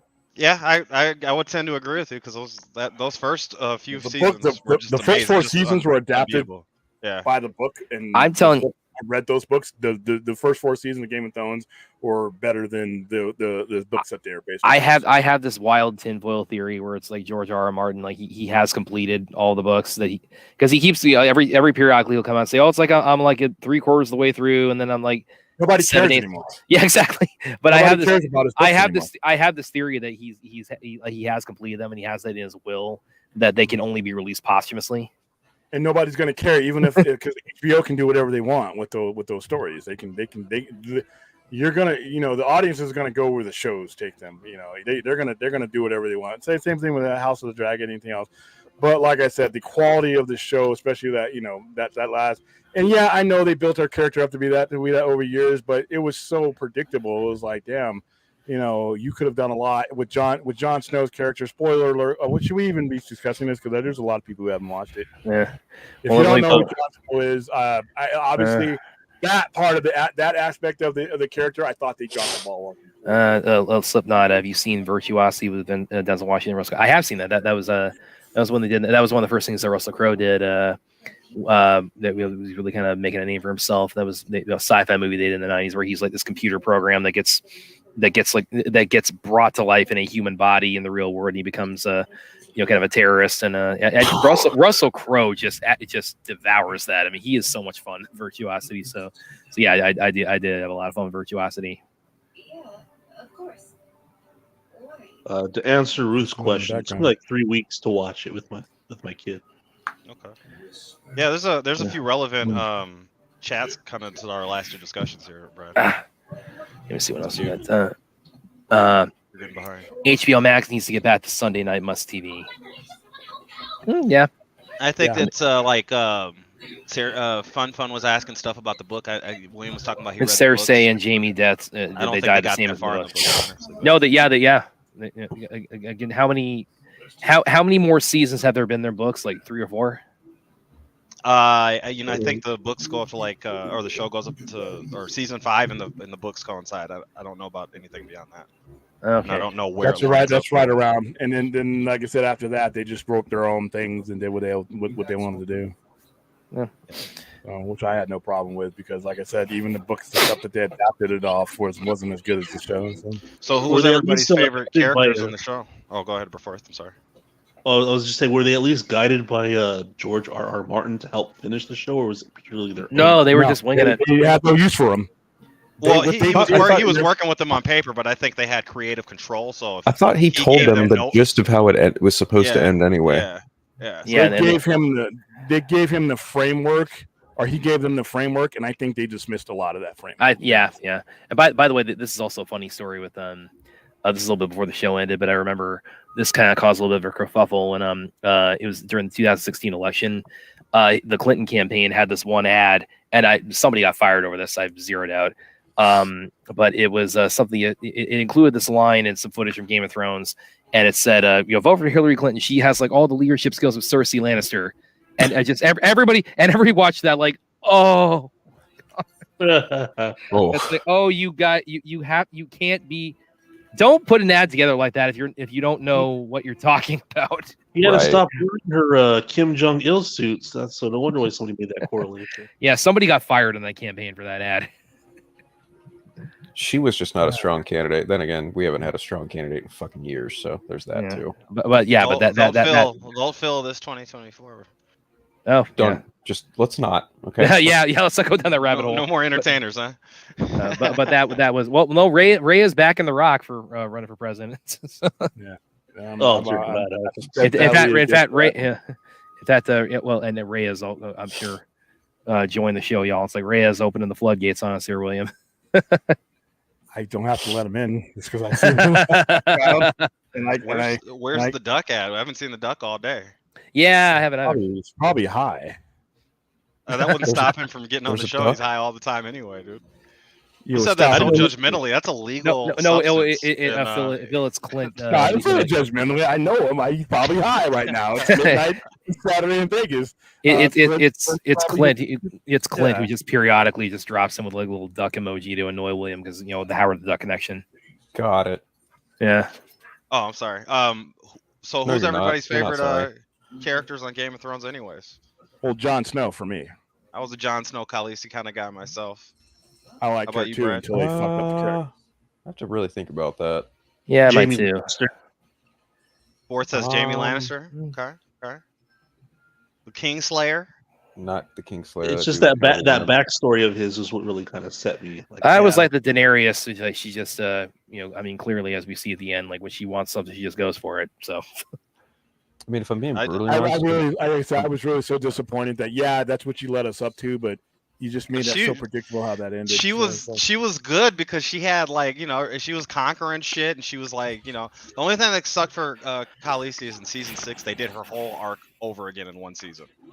She made all this progress, and then she would basically start from square zero and do everything again to get back where she was. And all that stuff. Marine sucked by the time that season started, but up to that point and after that point, oh man, she earned all her titles. She earned all her titles. Grey Worm would be a second for me because there's one scene where Barristan dies. Sorry, are you talking about Euron? You talking about Euron Greyjoy? No, Grey Worm. Grey Worm. Okay. Grey Worm. Yep. That scene where the Sons of the Harpy come after Sir Barristan, and he comes to his aid, and holy shit, that old man and Grey Worm pull fucking everybody. Yeah. I was waiting for a post-credit scene where they were. Oh yeah. I remember what you. Yeah. I hated Grey Worm at the end because when they have Jon Snow locked up, these guys committed the biggest, the Unsullied committed the biggest war crime. They were killing people that surrendered, and there was no consequences for them. Yeah, and they were that ending was just unwatchable for me. How'd you guys like Bran being the internet? Yeah. if they would have done something better with it, I would have been a lot, you know.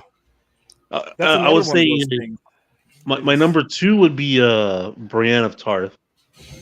Okay. And I would feel linked up with her, what's his face? That would have been funny. I feel like that battle where they go to, I forgot if it has a name for it, but where they go to get the White Walker as evidence. That wasn't a battle. That was just getting ambushed. Where the wildlings are. Yeah. That's their main city. That's their main city. Yeah. That's basically the Westeros Avengers right there. When everybody comes together, the only person missing was Brienne, but I know she was in Winterfell. But that episode made me cringe because that was the first she lost a dragon. That pissed me off. I was like, God damn it! And then they walked. Somehow they walked the dragon out on chains. On chains that didn't. Yeah. How do you do that? By the way, here's what they fucked up this. Remember the red woman that was in Marine that they never showed again? I thought for sure that they were going to use those red women, the red women. The next red woman. I thought they were going to use that too, and they never did shit with it because they're definitely a faction that they tell you that they're mixed with the barrister dude, the guy that can, the Lord of Light dude. The Lord of Light. They're part of that whole deal. Yeah. And I thought for sure that they were going to use them to bring at least the ice dragon back, because once she restored him to life, then the Night King wouldn't have had any control. And I thought that was why she was there. And that's why I thought she was going to die, is during the Battle of Winterfell. She was going to bring, so all 3 dragons were going to win the war. And then, but the way that they handled, they blew their budget before that Night King fight. That's why that shit lasted 8 seconds. The way that they handled Jon Snow's character, especially after you knew who he was, but after it's you knew Jon Snow was his son after the first episode. When he said when Sean Bean said, I have something I got to tell you, and I'm coming back. I was like, yeah. And then he dies. Yeah. Well, then plus they just laid it out so obvious, but it was towards the end. Yeah. They did it a cool way though. If you're an idiot or you weren't following along or you're new to it, then here's what I think is going to happen.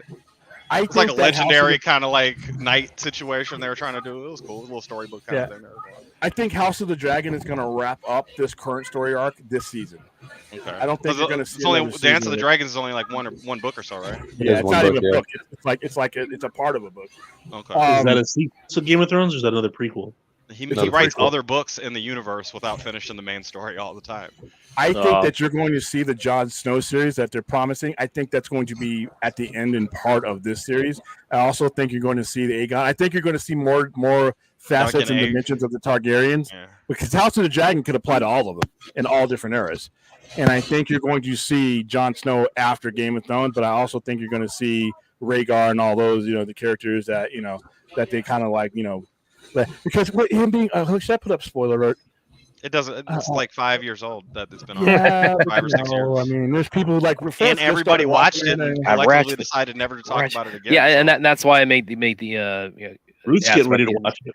That's why I asked about the timeline or the proximity to Avengers Endgame, because that was, again, that's a finale that by and large people were very happy with, and then a few weeks later another highly anticipated one that people were not happy with.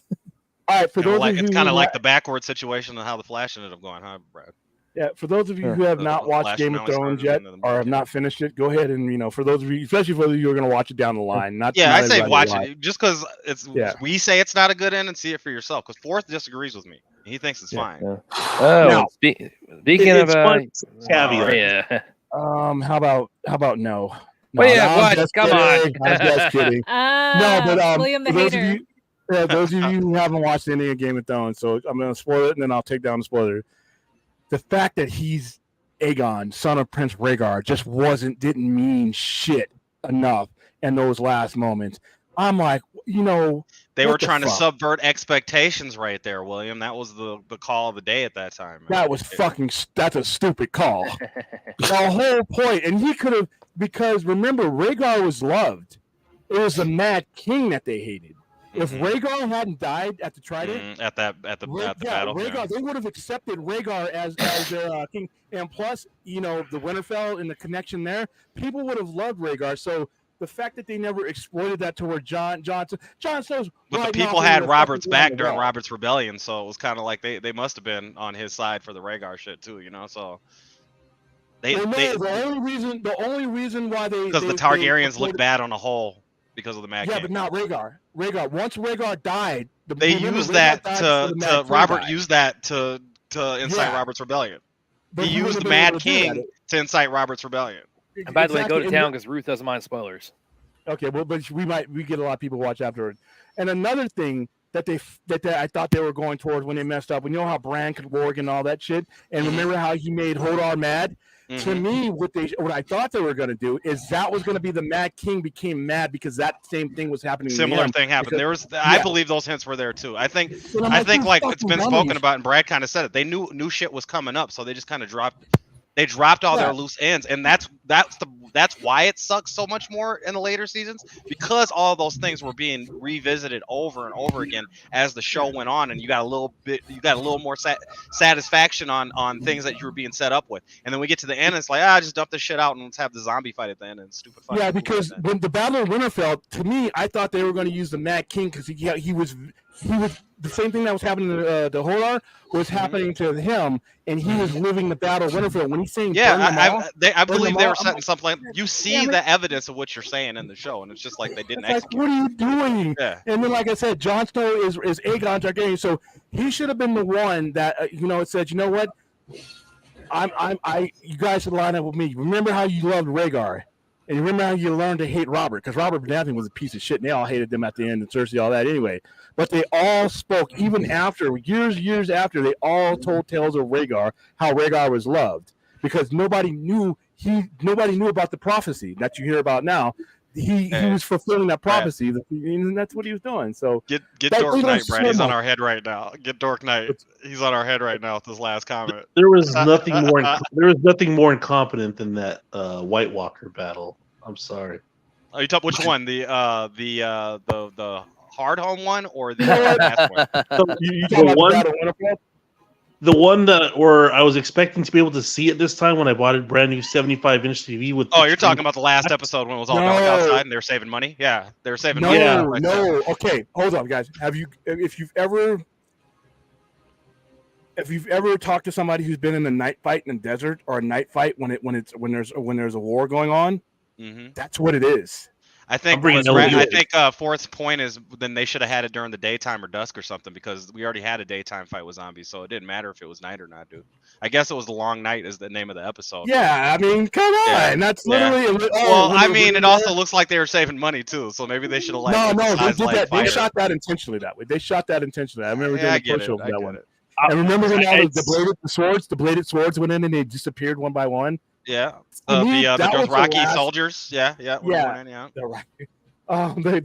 last great episode of that series was that one. I didn't expect. Last great episode was the Battle of the Bastards, dude. That was the last good episode of that show, dude. Well, here's the thing. I'm pretty sure there was more intensity with the Battle of Winterfell because they were lining people up to die, and you had the little bingo board. I remember doing the bingo board. Who's gonna live? Who's gonna die? And I'm like, I knew what's his face, the guy who was Plot armor made it so nobody died in that episode, dude. No, what you say? Oh no. Dion dies. Dion dies heroically, which I thought that was cool because his story arc was kind of. I'm just saying the guy who wants her so bad. What's his name? Jonathan, the dude with the scales. Jorah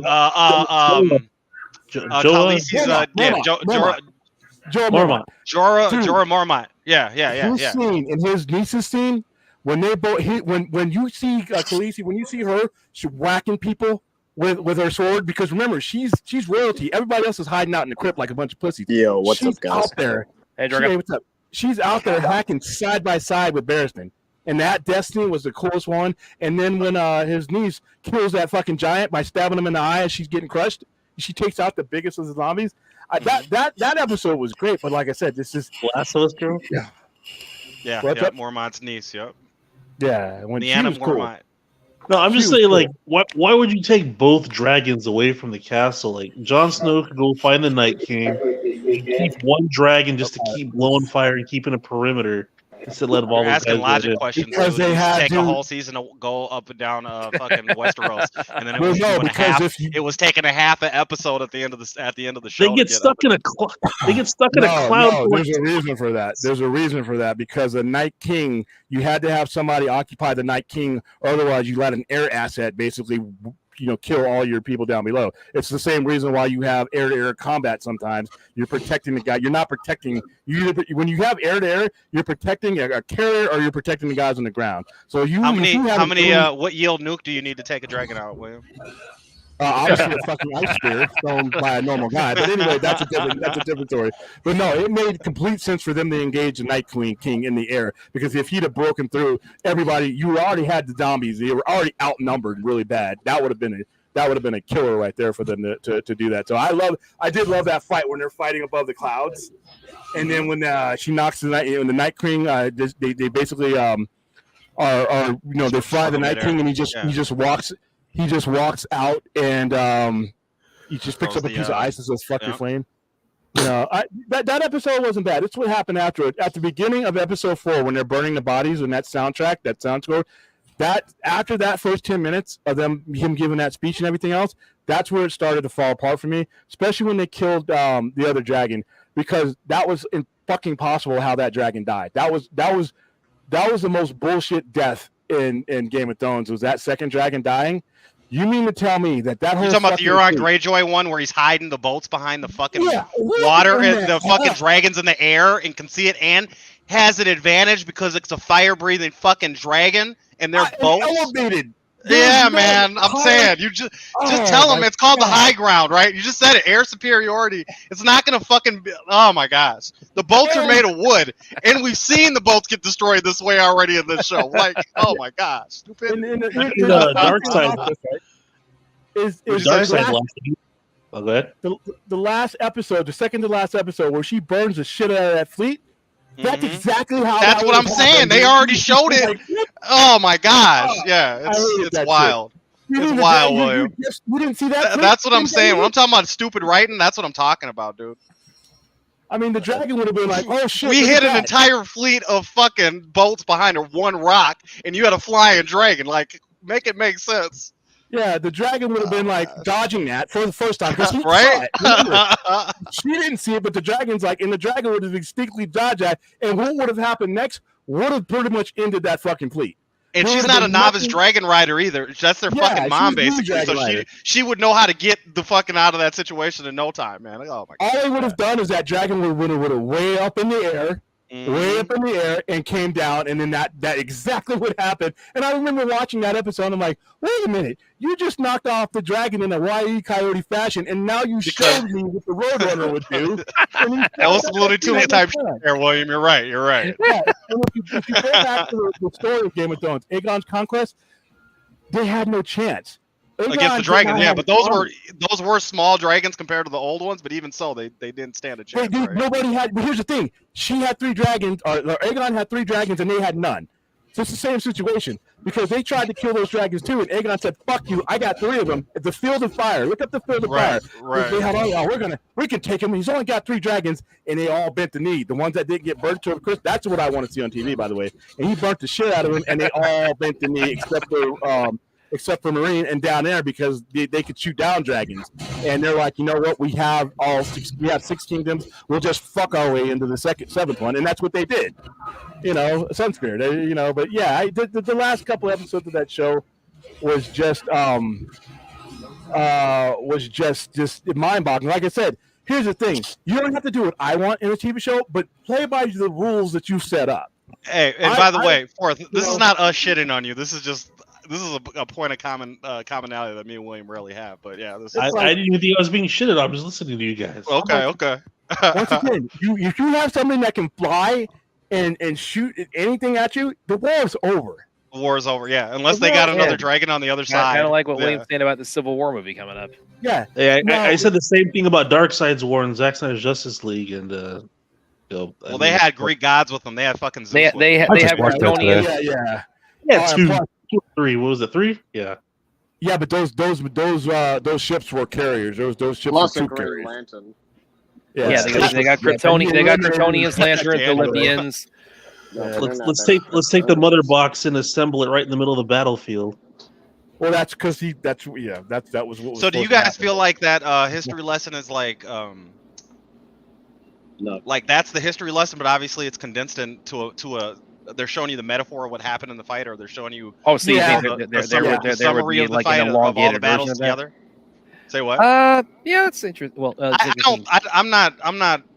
It's not like a huge deal one way or the other, but they were just looking at a mural that more or less expressed the same exact thing the way she described it. That could be. Oh, it's interesting you say that too, because I remember like something Terrio said at the Full Circle event where he talked about like his what would be revealed as far as like the apocalyptic hierarchy is. There would be it was very Game of Thrones esque, and it would reveal a lot about like, well, how are they not able to locate the mother boxes on the planet they lost on, and so yeah, it might I could see there being a more elongated version of that. I remember him talking about that. It was pretty cool. Yeah, I have a one-word answer for why he wouldn't be able to find Earth again after being chased away. It's Metron. Probably by Zeus. Yeah. That wasn't in a movie though. No, but if he ever got to the point where if they delve any more into the new gods, I mean, you already got to talk about Metron and what Steppenwolf's role was, and they showed you a little bit of Granny Goodness and a little bit of Desaad. So Does anyone else find it kind of ridiculous that Patty Jenkins came out and said that DC Studios has like no interest in pursuing anything Wonder Woman related, even though there's a Wonder Woman-esque TV show coming out? Are you saying it's ridiculous she said that, or ridiculous that that's what they're doing?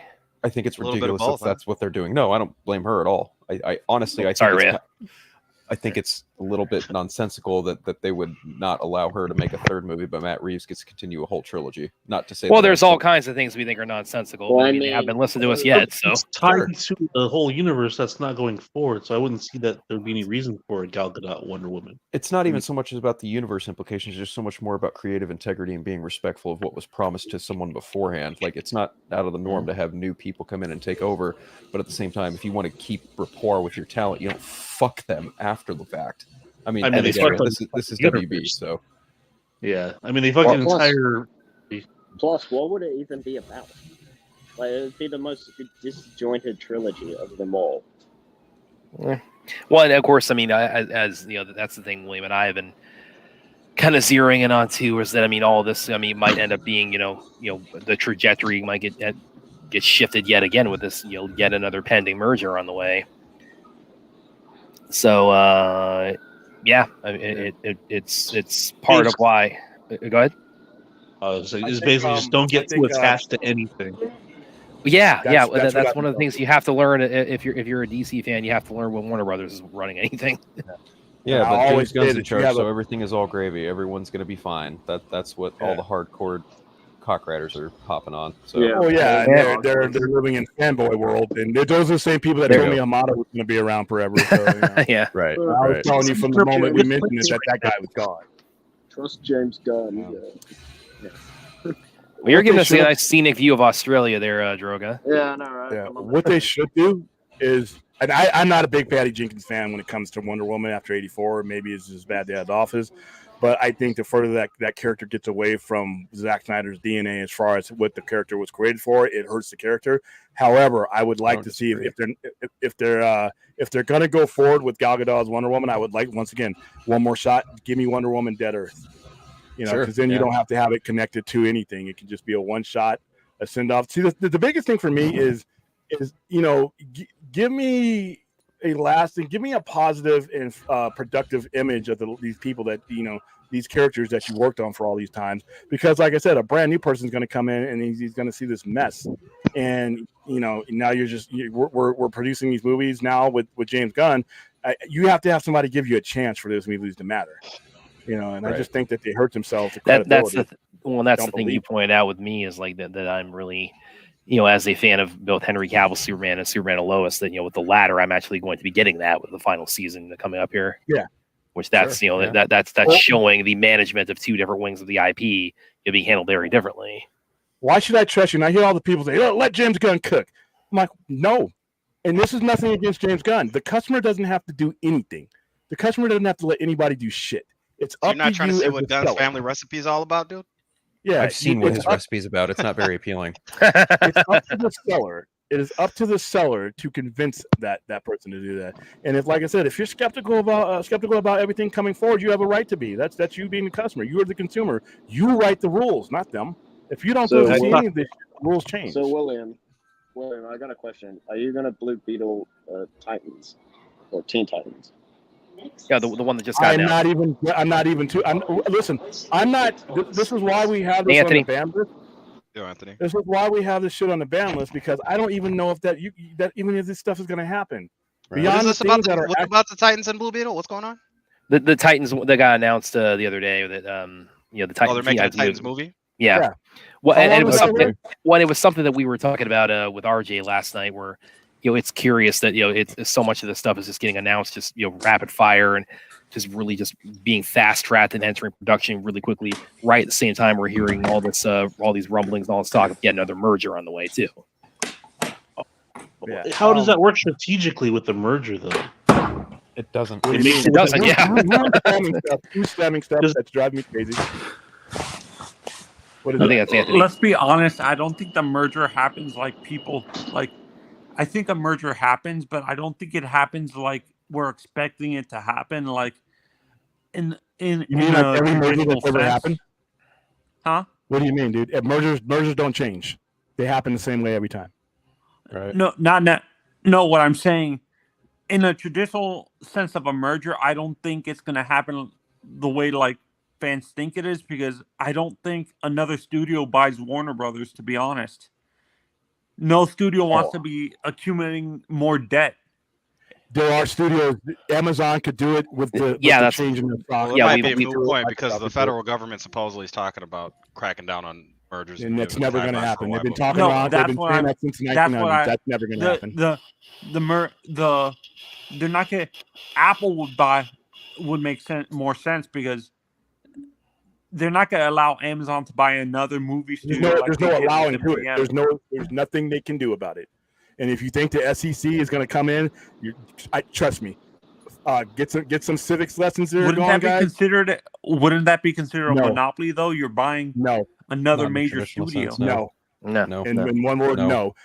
It does not violate antitrust. In order for something to be a monopoly, you have to eliminate a significant amount of the workforce. And even if that happens, you would not be doing that, especially when you have a tech company doing it, because it's not, it's not like they're buying another tech company, and even those go through. So no, there is no monopoly. If Amazon or Apple wanted to buy WB, they would do it, and all you'd have to do is wait for the regulatory amount of time, which is just making sure everything is signed off. It's like an escrow situation, but no. Would it be different if, let's say, Disney bought Warner Bros., WB, or DC?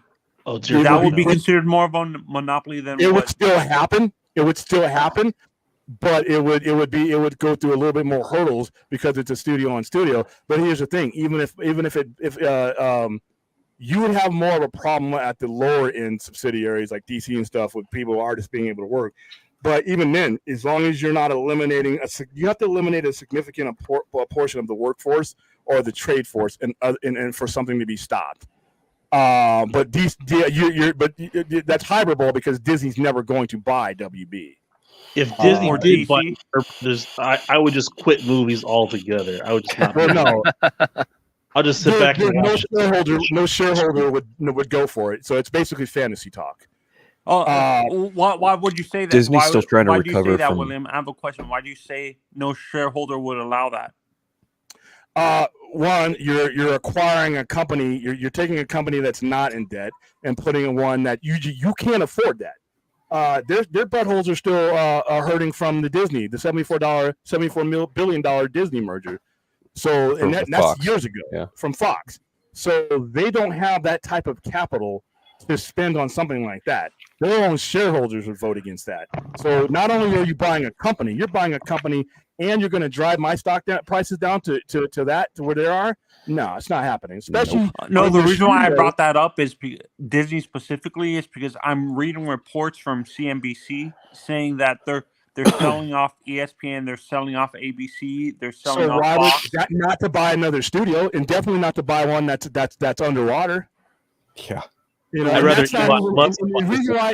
reason why they're selling those off is because none of those are their moneymaker. ESPN is a break even. Even if Marvel Studios is not their moneymaker. $38 billion in parks. That's where they're focusing. So movies doesn't. People don't realize movies doesn't really make that Disney that much money. It makes the money, but again, it's like it's compared to like theme parks and other ancillary revenue sources. I mean, it's a drop in the bucket compared to what else they have. $1 billion movies come out.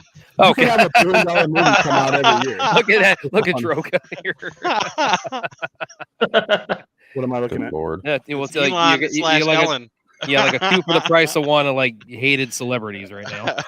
Okay.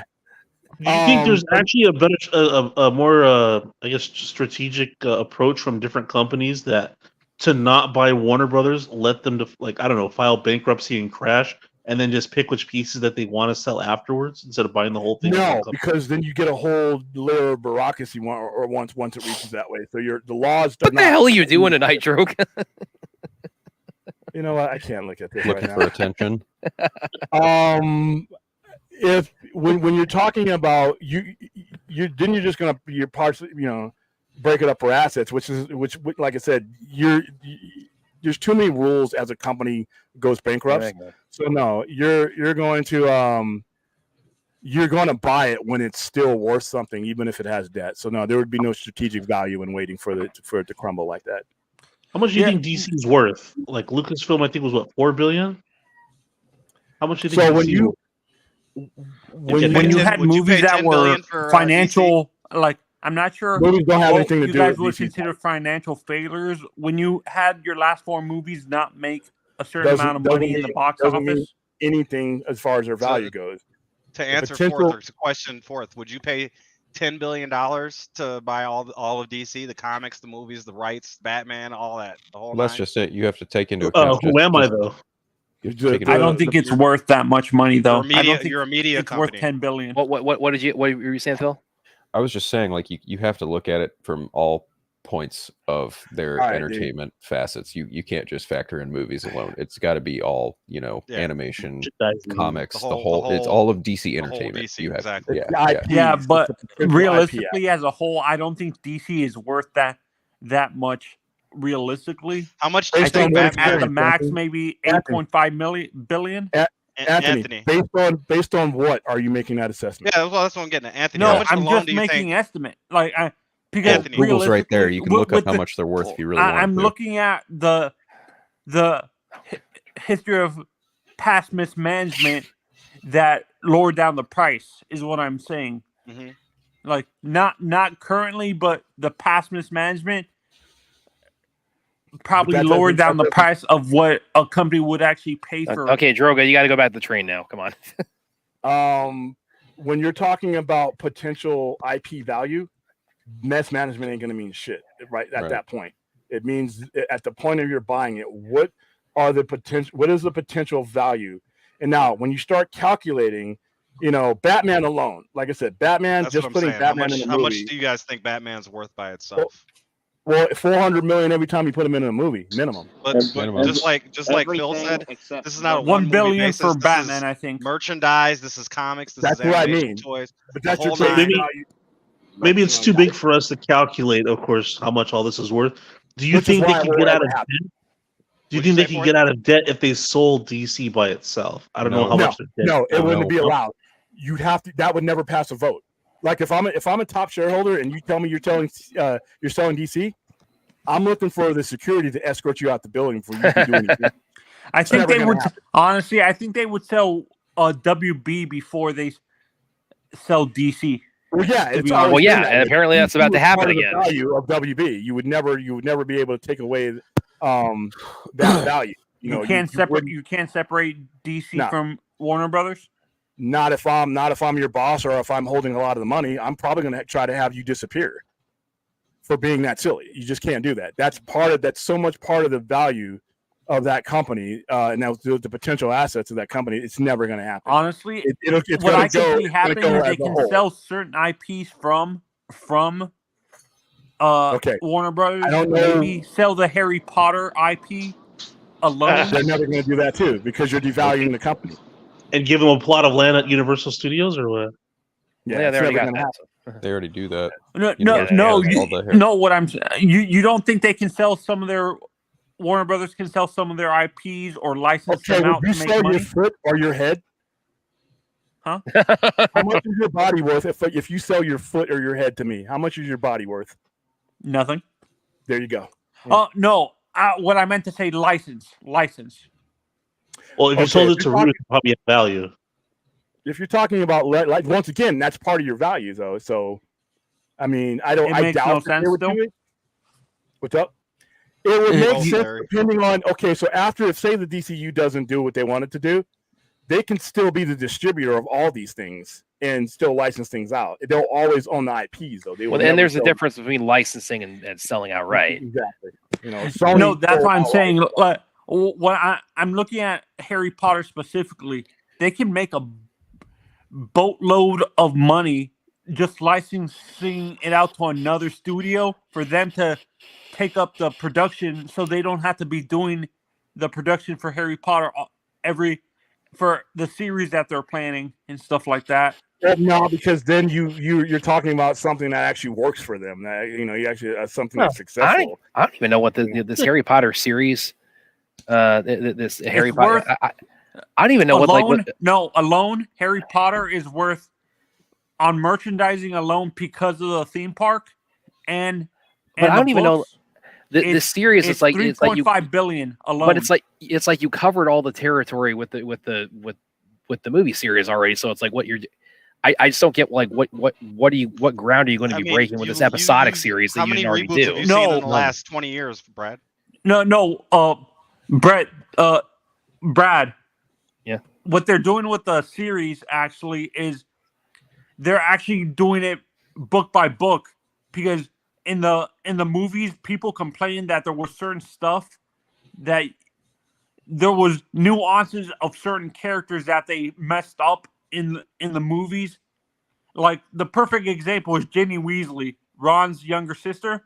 She wasn't that shy, very, very shy person. She was if you read the books, she was completely different in the books. She was very confident and like she didn't have an ego, but she was super confident. She wasn't like the shy wallflower that they portrayed her in the movies. All right. Well, we've broken our Harry Potter quota, which was 0. But I can't switch over to Google. But how much is Warner Brothers in debt? Is there a number on that? Roughly about 29. No, it's not 50 billion. No, it's not 50 billion anymore. Oh, I thought it's gone down. It's still unacceptable. I think it's like 29 to 31 billion, which is still a lot. They only worth 46 billion as a company. So there you go. So William, if they file for Chapter 5 bankruptcy or whatever the bankruptcy is, can that absolve their debt? No. Not that kind of debt. No. And it makes you toxic as an asset. It makes you toxic as a company that tries to produce anything. No. Right. You don't want to do that. You don't want to. The reason why I brought that up is because it wasn't before that meme stock that happened with AMC theaters. Weren't they about to go into bankruptcy? But here's the thing, though. The reason why you would have gone into bankruptcy is because nobody wanted you enough to buy you and support you to that point. So that's why you're going into bankruptcy. If you have a company that is going to buy you, because once you go into bankruptcy, because the way bankruptcy laws work and how you have to pay all that back, you got all that shit strung out for years. You basically given yourself a poison pill. You have to build yourself back up. Nobody's going to buy you. So Warner Brothers, they have assets that do have value to them, and you're not talking, it's strong out the old poison pill, huh? Yeah. That's so in hindsight, do you think it was a mistake for Zaslav to buy and merge Discoveries with the amount of debt Warner Brothers had? In hindsight, being what it was, do you think it was a mistake for Zaslav to buy and merge Discovery? His plan is to just sell it a few years later. Exactly. Not even a few years later now, but apparently now because they can do it as soon as April. And again, with so much, with all this talk, that just keeps being brought up about it again, I think it's very clear the writing's on the wall that this is like the end game for it was, from his perspective all along was like, take this dysfunctional company, clean it up, put it, merge it with somebody else, cash my check, and ride off in the sunset. And here's what happens. Here's what happens. And not only that $8.50 stock and that $29 debt that goes away. under a merging of a new company that can absorb the debt because the stock's not going to be a drag. So the new merged stock is going to be way more valuable than it ever has been for a while, at least for a while. And what he does is he takes his dividends and his profit, pays his capital gains tax, and he flies off with hundreds of millions of dollars. And as a reward for going along with this, Amazon, Apple, whoever buys them, rewards those people with share splits and everything else. So because there's no debt anymore. So no, he knew this coming in. This is what his plan was, is that he was going to flip it. And I think he knows we don't know. He knows who he's going to flip it to. Honestly, and this amount of debt is a drop in the bucket for Bezos or Tim Cook at Apple. This is like nothing for them. This is like a single day's profit, basically, for them to even absorb this debt. So I don't think it would matter in terms of absorbing the debt for Apple or Amazon or Microsoft. Microsoft can do it. And see, for them, it's worth it. It's worth it because they have different platforms that they can exploit these better than Warner Brothers can. Microsoft would have a major gain by acquiring WB simply because of their gaming portfolio too. That alone. Alone right there. We wouldn't even need to get to reason number 2 or 3. Sony? Could Sony? No. Sony would never want to.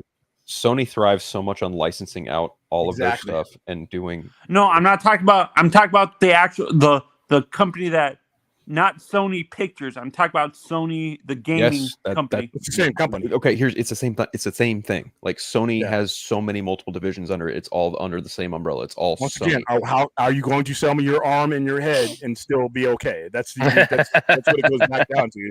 And I'm literally trying to visualize it for you because these it's hard for me it's hard to understand that. Well, yeah, okay. Just think of it this way: everything you're saying that they should parcel off brings value to the company. It's like if I go, I'll bring back to food analogy. If I come to your restaurant and you're a steakhouse, then he's going to push your kids through college. Yeah, if you come through and you say we don't have steak today, Mr. Powell, we don't sell steak anymore. As a steakhouse, you've just devalued yourself, right? 100%. Yep. Well, they just sold the potatoes. What's up? No, you can't call yourself a steakhouse and not sell and turn around and not sell steak. That doesn't make any sense at all. It's just you're decreasing your value. The salad's real good, guys. Yeah, that's why limited licensing works because, like I said, now Warner Brothers does that because they still own the IP. Once you own the IP, you basically own everything. It's like the refiner. You could pump as much oil as you want to. Without refineries, you own that shit. So it's like that's what I was asking. Limited licensing or licensing in general. If DC or if WB licenses out, so they don't have to flip the bill for production and stuff like that. That's what Disney did with some of their series that they don't even care about. They licensed it out to companies who would do it for that, do the production for them, and they basically have it on their streaming service, and Disney's making money off of it without having to do all the production and stuff like that. That's what I think eventually is going to happen. If the DCU doesn't make the kind of money that the new boss wants, then you might see that, but I don't know. Yeah, just think of it this way: they need 29 Jokers to be solvent. They got number 2 coming up. And this was never the mission, by the way. Now that I understand what he's doing, that was never the mission. He's not going to be the guy that brings them out of debt. They will not bring themselves out of debt. It's going to be them merging with another company. I think it looks like because I think Ray has been a little bit quiet, but it looks like she might have some thoughts on that. So do you want to go ahead and share that? Put some light on this stuff, Ray. I'm sure it's going to go over all of our heads with her labyrinthy way of putting it. No, I'm better at expressing my thoughts in writing than verbalizing them, so I'm just sort of absorbing the conversation and looking for a way to interject or inject some sort of opinion. Here it is. I'm giving it to you right here. I think to Anthony's point earlier about his Harry Potter analogy, I think y'all covered it a little bit in response, but I think from what I understand from what he was saying was that different iterations of the characters and stories and could be licensed out to be produced on other platforms. I think you misunderstood what I said, Ray. I said them doing it in a series makes a lot more sense because they can do every season by what's it called? They can do season 1 for the first book, season 2 like continue, and you can actually have the nuances of the book inside the series because you couldn't do that with a 2-hour movie. What? And Aaron has a point. I think Aaron's actually quite the Potter fan herself. She has a couple points like that, like one right here. TV... real quick before we go to that, hold on. That wouldn't stop it. Yeah, there's a difference between giving somebody shit over a merger and knowing that shit's going to go through. Yep. And there's still enough of the workforce available after if Microsoft were to do that, it wouldn't matter. People can belly ache, and the senators and the congressmen get, we can't do this. This is not good for America. But I'll watch. I think that's a good analogy, though, William. There was a lot of belly aching when it came to Disney buying Fox, and people still happened. Yeah. Yeah. The TV show will cover everything in the books better than what they did in the movies, and there were whole characters that weren't included in the movies. I am definitely not the Potter expert, so it's like you guys probably better than I am. Have to be a Potter expert. Here's the thing: series are always going to be more valuable to a streaming service because it keeps the conversation going more than a movie does. And with Harry Potter, there's a significant amount. If they do it right and they find the right people to do it, there's a significant amount of generational money to be made there.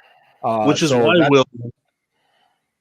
if the movie theater starts to dwindle down, I feel they will spend more money on series for the big budget stuff, and 100%. You won't get big budget movies. I think you're going to go half and half, but or maybe 60-40 with the 40. With the 40 being the movie, but you're 100% right. And it needs to be series because, like I said, Netflix is learning this. $1 million on Moon Knight and She-Hulk. Yeah. What's weird, Marvel's going the opposite direction. They're doing more big budget movies instead of big budget series. Yeah, and guess what? They're going to come. Everybody's going to come back because math is going to come in there with that wrestling robe and these belts. And they're going to be like, "You're challenging me again? Didn't you watch the millennia of other people that lost?" And because of that sustainable revenue, what that means to the value of your company, as far as the type of money that they would need to make their film division even worth it, it's even more so when it comes to Warner Brothers, because that is what they do. There are no $38 billion worth of parks for them to do.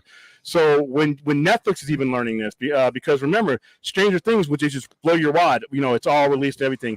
Now, the second time they did it, they split it into two sections, and a lot of people were talking about their product for a lot longer than just blowing it out. So I think all these streaming services need to provide series content along with their big budget tempos, because you need a reason for people to come into your house, and once they get there, lock the fucking door, don't let them out.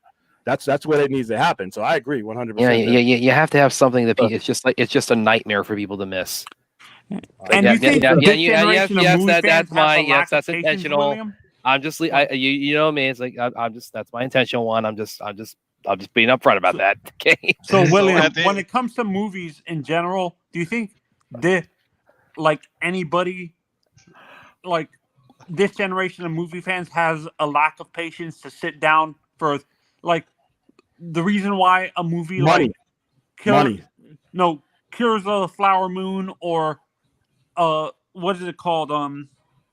The movie that Zack Snyder just did.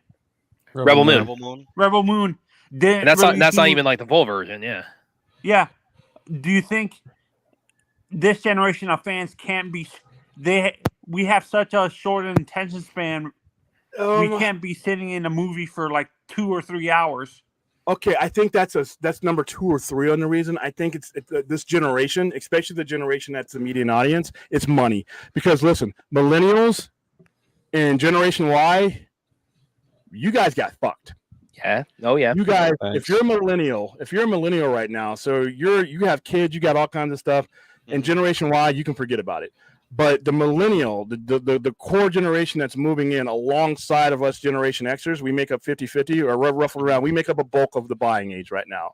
But one part of that demographic has been fucked because you're trying to do all the entertainment stuff. You're trying to buy the houses. You're trying to do the wives, to do the kids on the same money that I was making as a Generation Xer. And you're dealing with inflation. You're dealing with the prices going up, but there's been nothing there as far as your financial situation to meet that. So now movies have gone up, but you're making the same kind of money that I was making when I was your age. That's not good. That's why you've created a situation to where this streaming thing is a lot more convenient. You're still going to go to the movies, but if there's 3 good movies that you like, 2 of them are going to be watched on the small screen, and you're going to have to spend that. You're going to blow your water on the one. And one of them is going to be Monkey Man. The other one's going to be The Raid. So, why with Brad everything goes to The Raid? Hold on. I think, in my opinion, that the perfect model is, I think miniseries will be the dominant thing, because it's kind of a curse when you start a show and it's good, but if it's good, it's going to be on for the next 4 to 8 years. Yeah, and that's too much of a damn commitment. That's the problem with streaming for me. It takes them a long time to make. And then sometimes they get ambitious and they don't finish it. Exactly. They can do it on cable. So ultimately, what thought were you getting at, Raya, before this whole correction thing started? You were saying. I misunderstood what Anthony was getting at. I thought he meant that the IPs could be licensed out and spun into their own interpretations of the IPs. Yeah, the only way Harry Potter gets their other people is if J.K. Rowling, if that goes into public domain, and I don't think J.K. Rowling is going to even allow that. Let's be honest. That lady. Here's the thing: she doesn't have any control over when it goes in the public domain. Yeah, unless she lives to be 100. Unless she lives to be 100, basically, what can happen? They have control over certain perceptions of it. But the original Harry Potter, as it's presented, and after 100 years, will become public domain. But there 100%. Are certain versions of public domain that are the first person character, like it's Mickey Mouse, Steamboat Willie. They can't you can't use the gloves and the eyes and everything for another 100 years. So each aspect of that character, as long as the creator keeps adjusting it, that will always be covered by their exclusive license. But the things that fall out of the century mark are the ones we're talking. So the Mickey Mouse that we see today is not the one that's in public domain. No, Steamboat Willie is. Oh, okay. And I've always assumed it was both. No, so just like with Batman. It'll be like that when Superman goes into public domain. It'll be the first iteration of Superman, and then the next version. The one that can't fly, that just jumps, But then after that, but you can prevent a character from going into public domain, right? Exactly, by altering the character. You can't prevent it, but you can delay. You can delay it because Disney and Warner Brothers have lobbied Congress throughout the years to extend the copyright length after your death. So after a creator dies, it goes into copyright after a certain amount of time. I can't believe I'm bringing this up. If a company owns it instead of a person dying, then they have a certain amount of time. The perfect explanation of the copyright law was The Simpsons. I can't remember what episode it was with Itchy and Scratchy. Oh, yeah, I know the one you're talking about. Yeah, where the one. And at the end of the episode, the guy, and they find out it's like, oh yeah, the character that they knocked off Itchy and Scratchy from was a knockoff himself, so they got a cash settlement out of that. And at the end of the movie, law, of course, at the end of the episode, the Simpsons make fun of themselves because they're a derivative of another character. Because they have the Bart and Lisa look-alike characters. Yeah. I was under the impression that when something goes public domain, it's because you allow it to become public domain. That you didn't just the right. So what I was saying is, if a company holds the thing after a certain amount of time, it then becomes public domain. But usually and generally, if you created a character for it and you owned it, after you die, it would be like 75 years or so after you died that it would stay in your family's estate or whatever. So there's different ways it can happen. Does Stan Lee own all the copyrights for all the Marvel characters? No, he sold all that shit off to Marvel. He sold all that shit off to Marvel when he sold it to Disney. He sold it all to Disney. Everybody involved with Marvel sold everything to Disney when Disney bought Marvel. So let's say that Superman goes up for public domain, right? Yes. Doesn't just Warner Brothers just repurchase the rights to prevent it from going to public domain? No, they can't. There's a limit overall. Right. Yeah, we just got to wait on Huckleberry Finn is not latest stellar reporting on the whole situation. Huckleberry Finn is in the public domain, Fourth, right? No, you can make a movie about that right now, and nobody could stop you from doing that.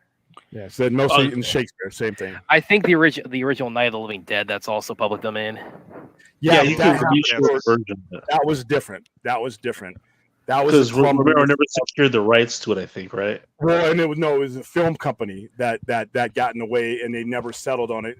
You have a limited amount of time before when something is in creation to establish true ownership of it, and they never did, and that's how that fell. And that's why he made all these other Night of the Living Dead stuff that he could make money on. William, can you? Arjun's asking if you can drop the link again, and also Ruth has one here. I'm officially sponsored by No, listen. Okay, you guys are putting me through all the scary movie bullshit. Okay, because we have only done the first one. We have not got a whole day without having to talk about scary movie, and then you chose to bring it up. Nobody was talking scary movie at all. You didn't have to watch party for the Raid 2 yet. Okay.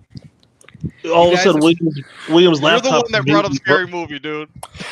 so William, I have a question for you. His laptop completely broke this weekend, huh? The Superman. I understand it's way too soon to talk about it, and we don't know if it's even going to happen with the merger. No, the public domain is. You're talking about it going into public domain? No. I'm talking about the movie. No, I'm talking about the movie. The movie they're making right now. It's like I mean, the movie that James Gunn is making right now. It's being made right now, so yes, it is happening. Yeah, no. Yeah, that's one of the things that is going to happen. But we don't know if it's going to happen with them. If they get merged, do you think the new company actually cancels everything?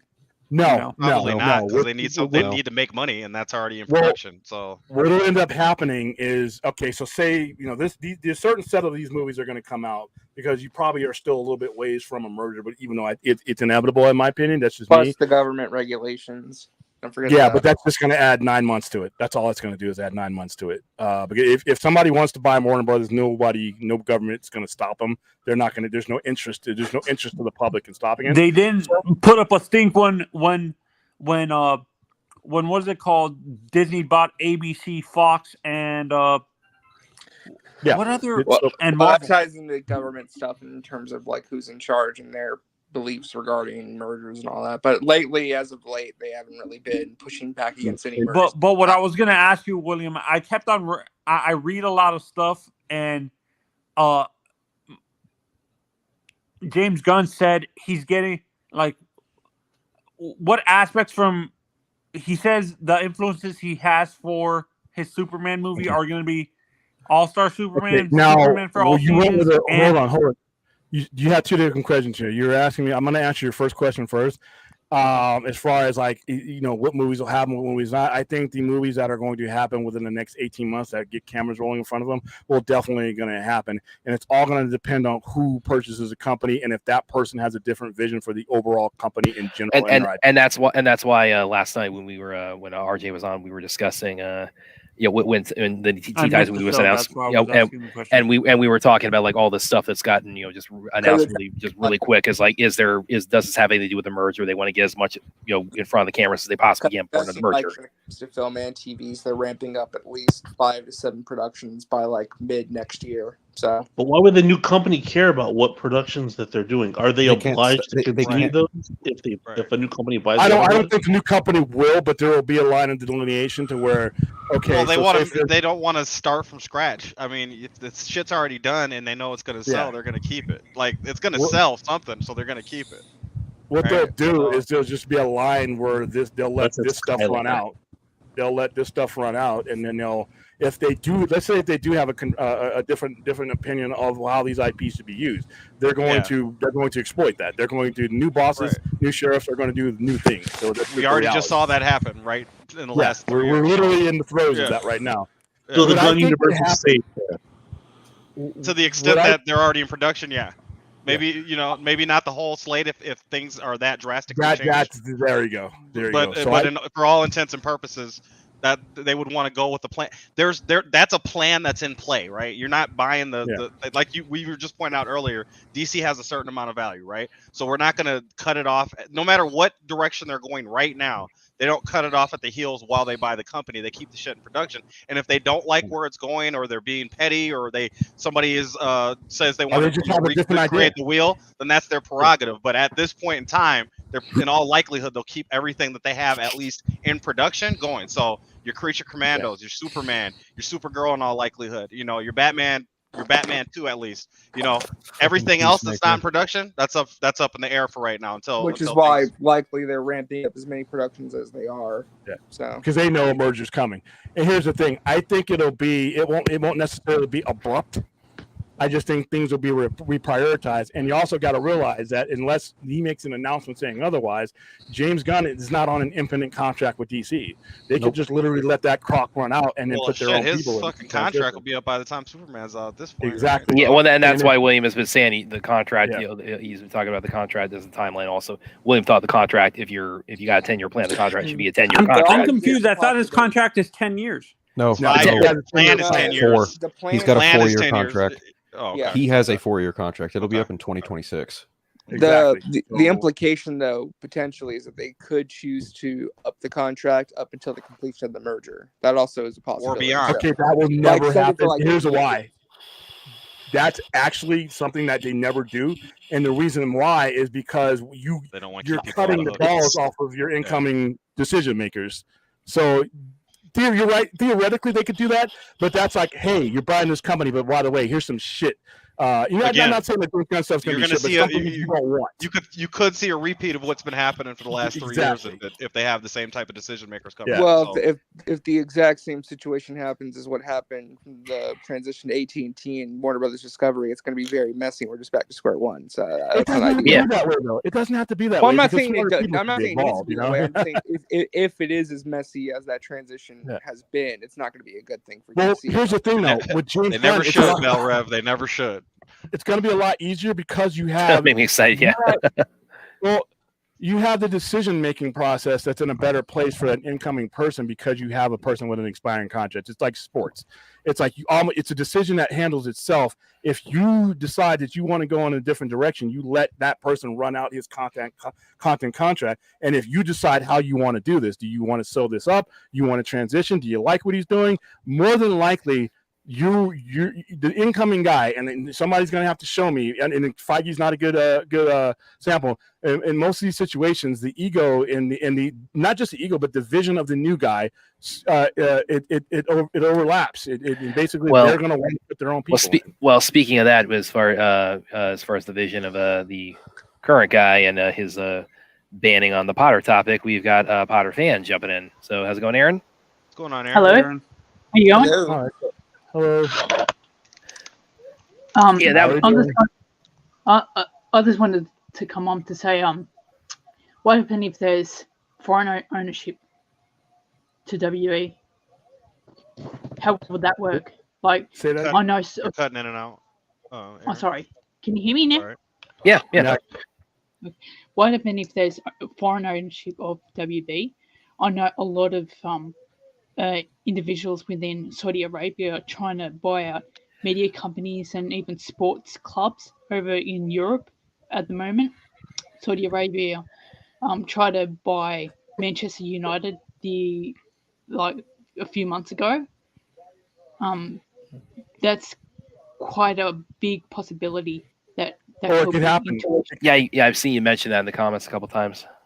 It would happen if they because I follow offer. a lot of stuff that's going on in Europe at the moment with their media companies and stuff like that, and so especially people from Saudi Arabia, even Qatar, are trying to buy out media companies and studios and stuff there, even sports teams.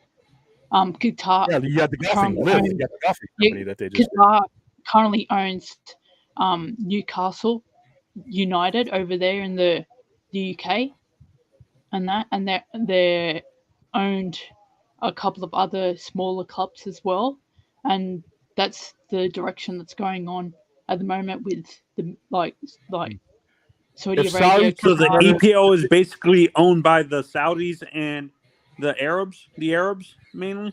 Yes. If they put forth the best offer, then they would probably go through. I mean, I don't see any reason why it wouldn't. It might not be the most popular offer, but that's money talks. another thing that we need to look at the moment in the Middle East and stuff.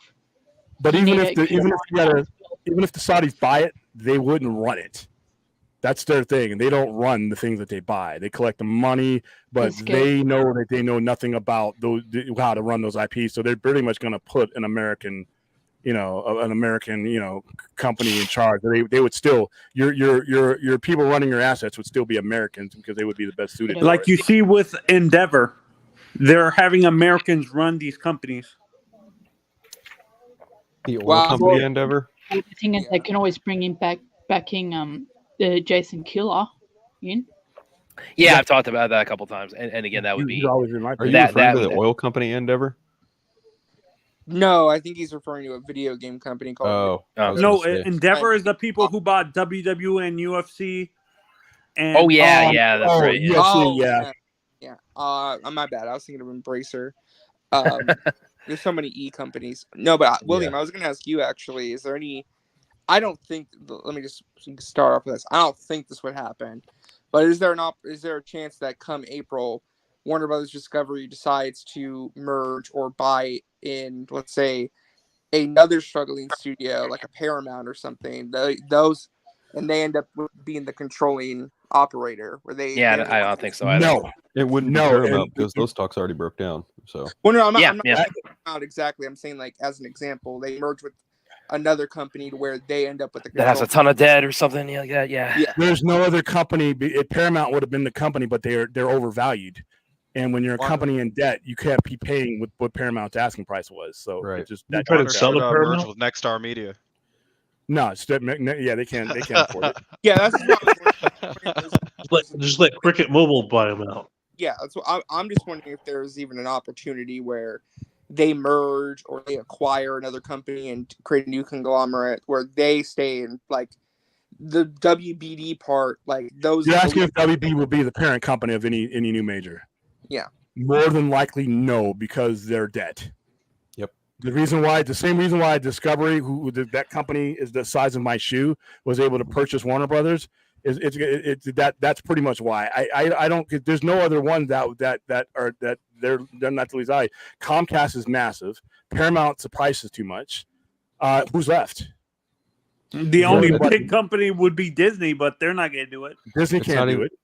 Disney can't do it. They're still reeling in from the massive debt they acquired from Fox, and it would really I'm just using like I said, Disney wouldn't. If they did, they won't do it. It's not even so much as wouldn't. They can't. They cannot. Just mathematically impossible. Any of the Fox properties yet? I know they have the Aliens Romulus coming out, but I'm wondering when we're going to get our damn Alita sequel. Hey, you guys, Daniel brings up a great comment. WB has squandered their 100-year legacy. This last year was Warner Brothers and Disney's their 100-year anniversary, and both of them had trash years. Pretty well. I think Warner Brothers had a better year. Well, they had a good one with Barbie and shit, but I mean, like, their Barbie, that kind of pulled their and Oppenheimer. Well, Oppenheimer wasn't Warner Brothers. He was Universal, yeah. Well, no, the thing with Warner Brothers is it was just really the DC stuff that failed last year. Like, if you look at their slate of movies, for the Harry Potter stuff, right? Yeah, their most popular movie last year was Oppenheimer. No, and it's funny we make fun of DC anyway.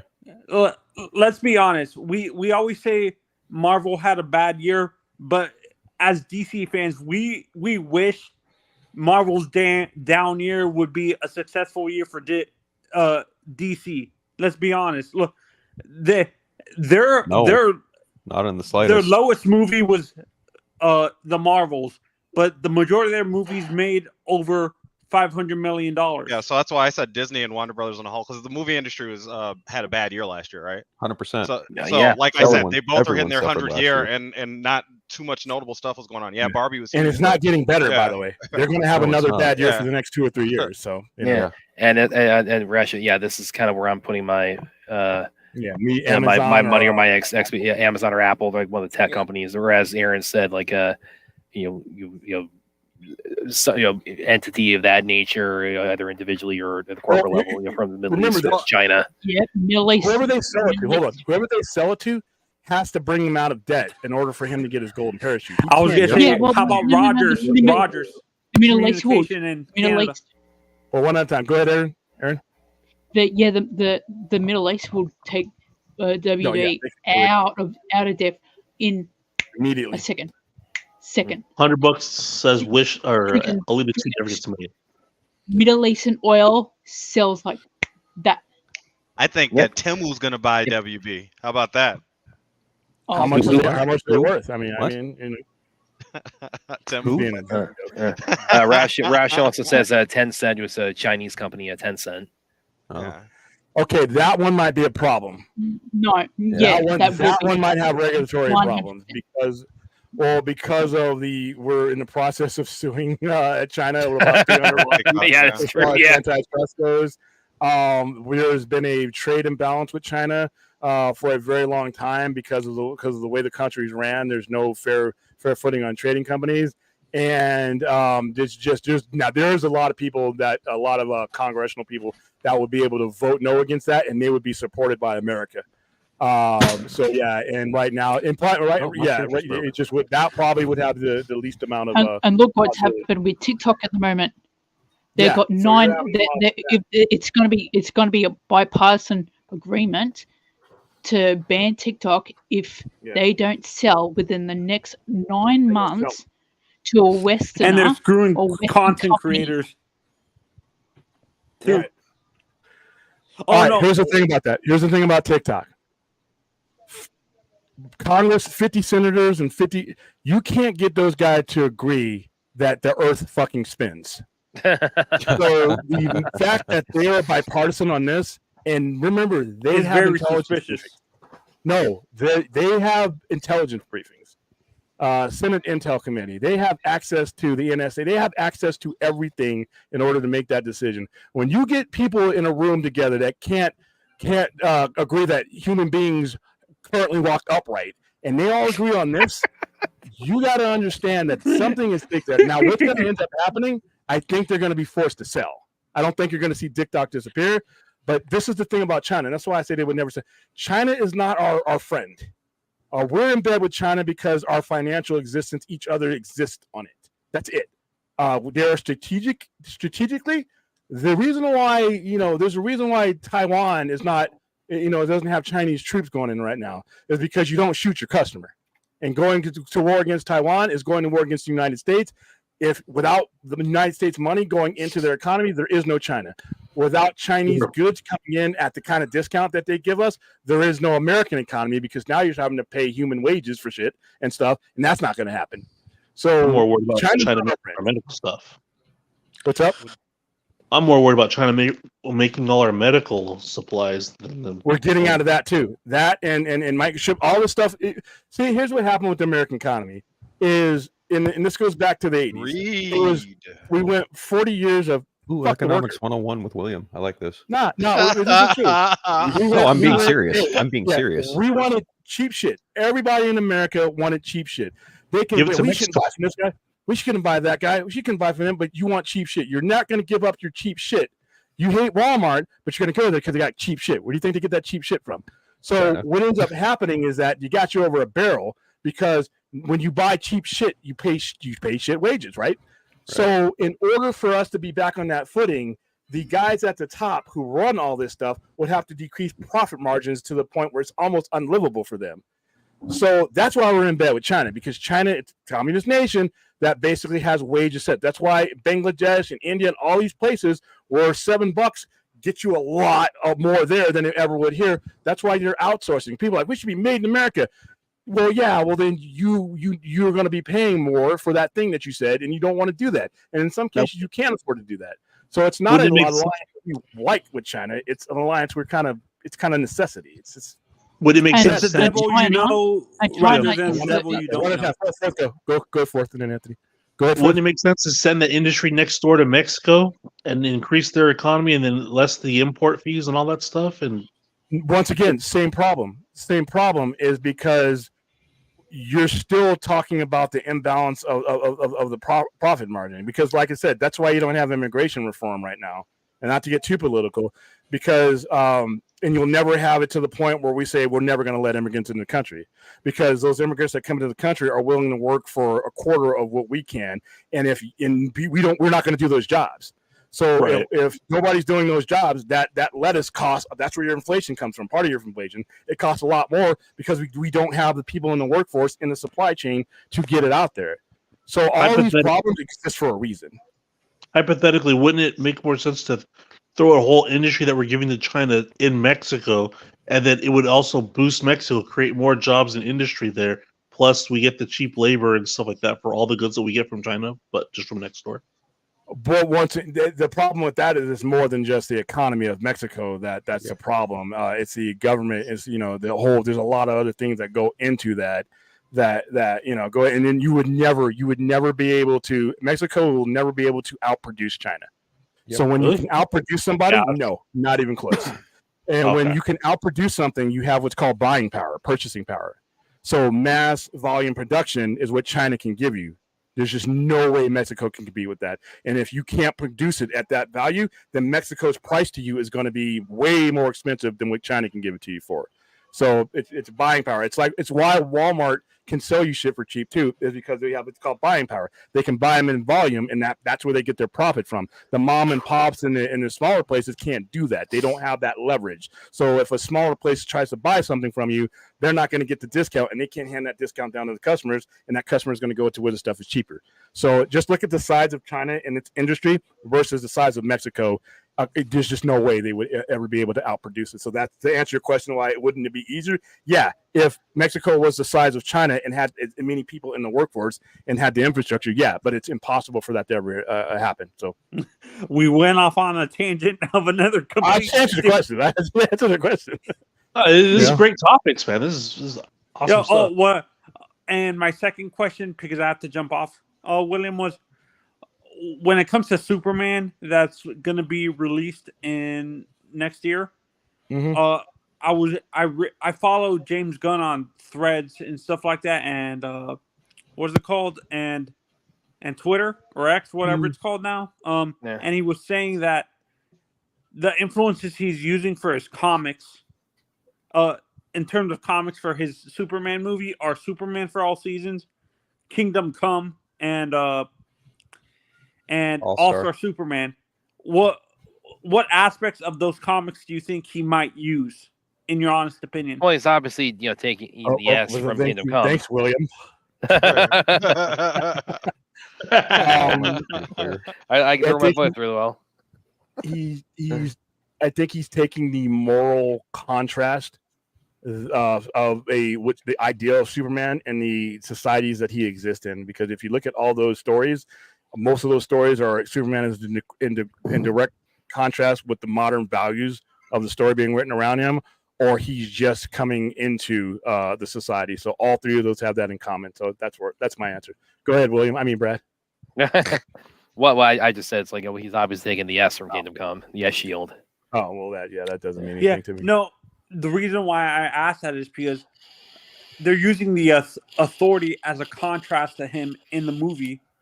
Because the way they describe Superman, like how he's writing Superman, is he's a person with a moral code and chivalry, where in a world where it doesn't exist anymore because of the authority being in the. Well, not just because of the authority. If you read the authority, and it's the same way with any of these stories. Society produced the authority. Society made it acceptable for them to be what they are. The authority is reflective of what society turned into. Just like Magog and his goofballs in Kingdom Come, they were the reflection of society, and that's why Superman walked away. Because it wasn't just about these handful of heroes.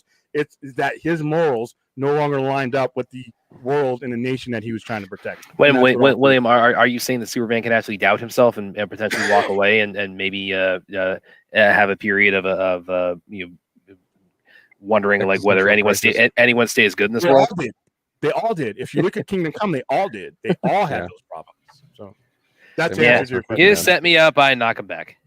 Same with all. I didn't even get what you were doing. Same exact concept in that story too. Yeah, yeah, that's what I do. And whatever happened to the Man of Tomorrow? Yeah. I suppose.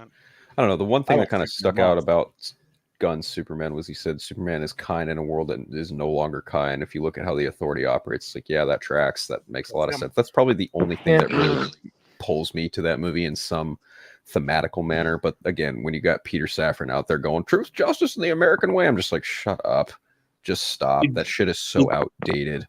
Oh my god! Did Gunn announce a composer for who's working on John Murphy? John Murphy. John Murphy. Yeah, Murphy. Yeah. Oh, what has he worked on? He's worked on the Suicide Squad, Guardians 3. He did also 28 Days Later. Yeah. So he's a previous collaborator on some of his other movies. I like the 28 Days Later soundtrack. Not a bad composer. I'm just you guys think the Teen Titans movie actually happens? Is it Teen Titans or is it the Titans as we saw them in the series?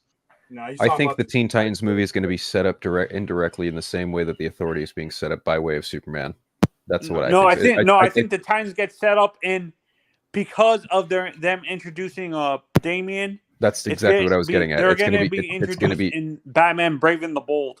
Not them directly, but yeah, you'll probably see. Happens, once again, right. If Batman Brave and the Bold happens, you'll probably see like a Nightwing who will in turn probably be de facto leader of the Titans, where he's probably shepherding a Robin to be the leader of that current incarnation. I wouldn't be shocked if they actually had like Dick Grayson as the original Robin, and his original run on the Titans included Kid Flash, Wonder Girl, Speedy, Aqualad, the original Teen Titans from the 60s, that lineup, and then you get to a more modern incarnation with Cyborg, Raven, Starfire, and Beast Boy. That's what I think is going to happen. That's provided all of it even actually happens. That's what I'm saying. So, like I said, guys who out there who are shaking in their shoes about, will we get the Batman 2 or 3? Like I will say right here and now, you have a better chance of getting all 3 Matt Reeves Batman movies than you do the continuation or the climax of this universe he's putting together. And I'm not saying that to knock either one. It's just the financial and the reality of the situation is what it is. Well, no, William's right, because one's already proven to make money. So yeah. And one's not connected. They could allow these other ones to be made and still go on in their change of direction if they wanted to. So and to the people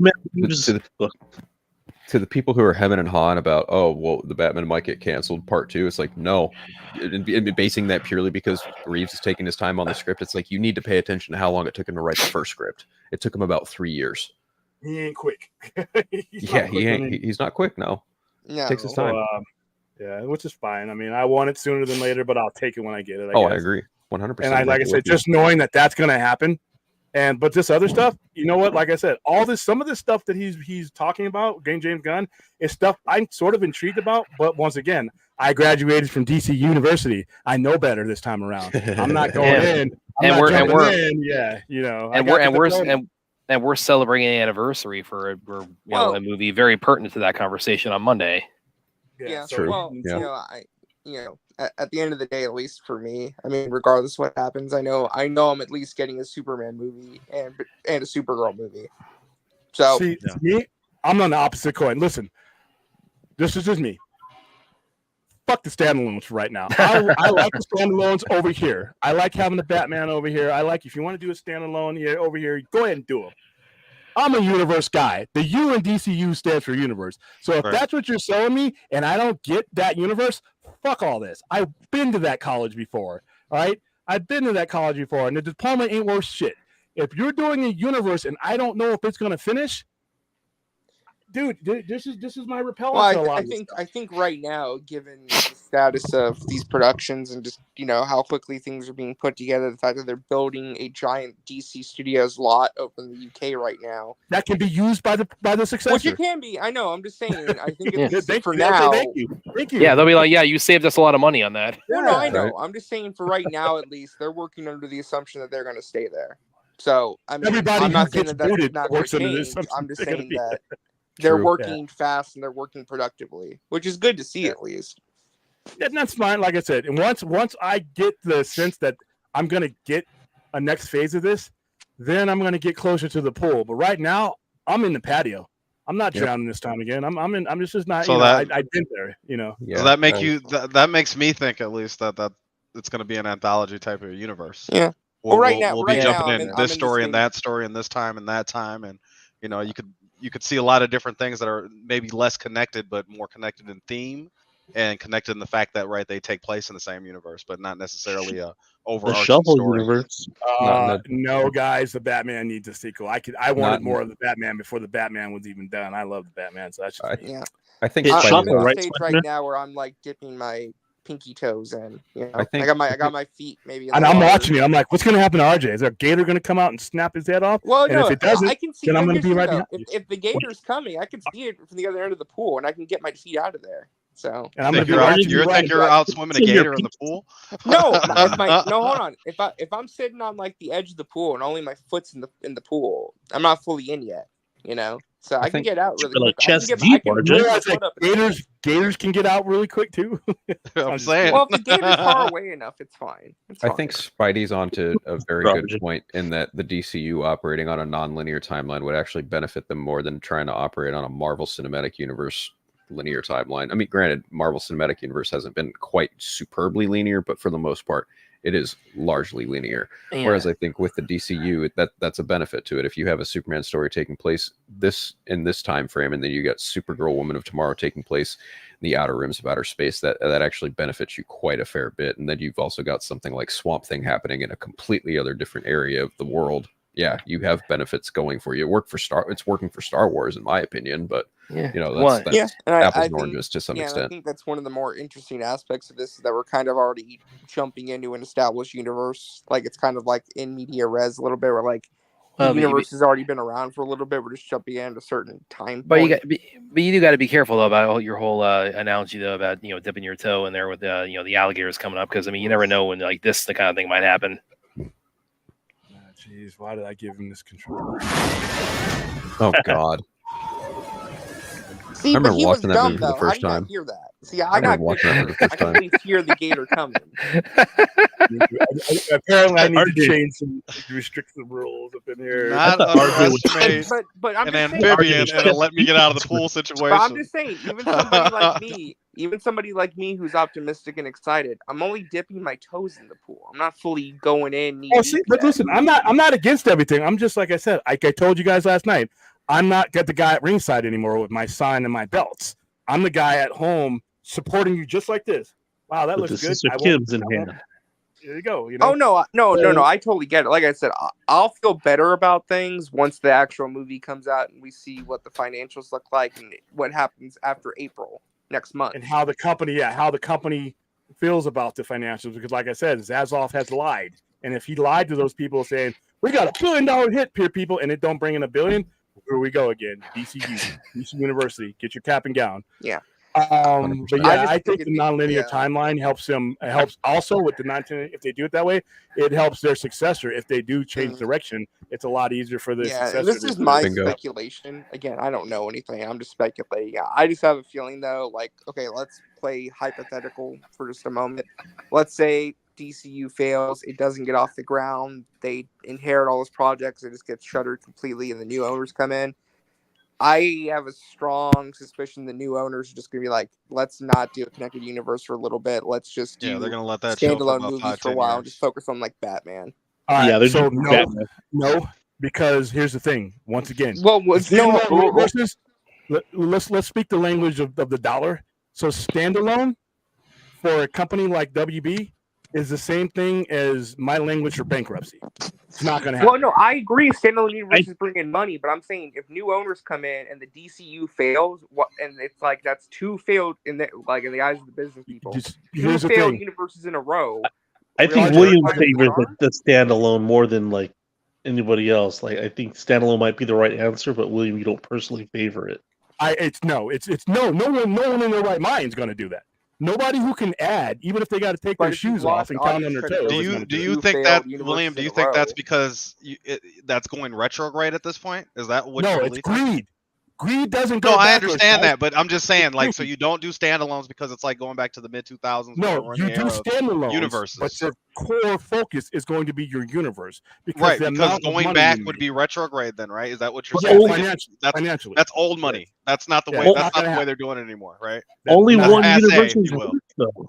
Only one universe has worked. Okay, you're not speaking the language of the people who are going to assume this. You're trying to get. Hold on, you guys are trying to use your reasoning versus the people. I'm just trying to get clarification on how you're better. What your thought process is. Yeah, the universe, the connected universe, is not going away. That is not going away. Not the next successor or the next successor after that. I'm not. Audiences might be over the universe idea, though. Yeah. Okay, you may be, but the people who are laying down the money are not giving that up. And the I'm not reason saying why they don't connect it all. Period. I'm just saying if new ownership comes in and they're coming in after 2 failed connected. They're always going to think the next guy always thinks that he can do better than the guy he's taking over for. That is right. Not going but to I'm just saying their strategy just might be we do a universe setup differently where let's do standalone movies for like the first couple entries and then we slowly build up the connection between them. If down this the was road. 2013, yeah, but not in modern times. No, they're not going to do that. Greed will dictate the pace of these movies. Marvel, who's had this successful universe, is struggling with their, universe part 2. Okay, so universe is going to be a passing thing. This is for everybody.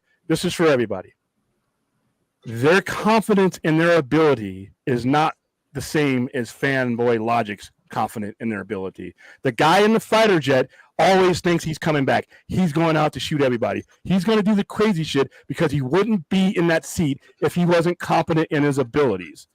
Your reasoning, that low risk shit that we do as fans, that does not apply to those guys. If they're in that corner office, if they're the acquiring asset, they're thinking on a mindset that we will never understand. So that is not going to happen. They're going to have the confidence to think that they can do it. Even if Joe Bob the fan thinks that we can, we're doing it from the bottom. We're at the bottom. We can't even see their logic, or their confidence. You don't get to those positions. You don't become the Tom Cruise. You don't become Maverick by being a pussy. Right? We've seen what happens to pussies. They get put to the meat grinder. So they are going to approach this with the utmost confidence. We're not here to understand that. That's why we're here. That's why they're there. After all this that we've been through with Marvel, you think audiences are ready to gear up and go through another universe at this point that may take 10 years to complete? Yes, and we did this survey the other day in person, and here's the reason why. Because people want that dollar that they plop down to be worth more than what they're sitting into. They want this to mean something beyond. Wait. I'm just. You did a survey at a comic book shop to see if people still want to watch comic book movies. Yeah, did I say that? Did I say I did a survey at a comic shop? Do I not do? Do we not promote? Okay, whatever. I'm just asking. The answer is no, Spidey. I'm just saying that the universe idea, DC's chance may have been 2013, and audiences may be old hands at comic book, knowledge. You're according playing to them, some game that they're going to be equipped to make a better decision than a guess. And trust me, they're going to bet on themselves. And the audience, once again, not at a comic book store, but I don't know if you're trying to diminish comic book stores, but hey. But anyway, no, I'm a comic fan, as you know. So I'm fine with comic book. No, but in general, when we do these Spider-Man, just saying that the sample size is really small. No, but when some of the things that we get to ask them when we do our follow-ups is franchise standalone. What is worth more to me? And why? Ray has a Patty Day cake shake. You have a Mickey D's St. Patty's Day shake. A Shamrock shake, yeah. Oh yeah, like what is St. Patty's Day tomorrow? Today. It's technically today. Is it today? Oh yay, yeah. Yeah, we're everywhere in the world. I forgot they did those. I might go get one. Sorry, I just saw that in the comments and I was like, oh yeah, that's right. That's cool. When you're talking about the connected universe, and this is why franchises are not going to die, is the average viewer, especially if you get them to come out to your movie, which obviously from the previous article that we read at the beginning of the show, that ain't easy, and that's not a given. They want more than just the movie they're sitting in. They want to buy an experience. They want to be part of something larger than what they're sitting into, and that is not going to go away anytime soon. So your audience will be there for it.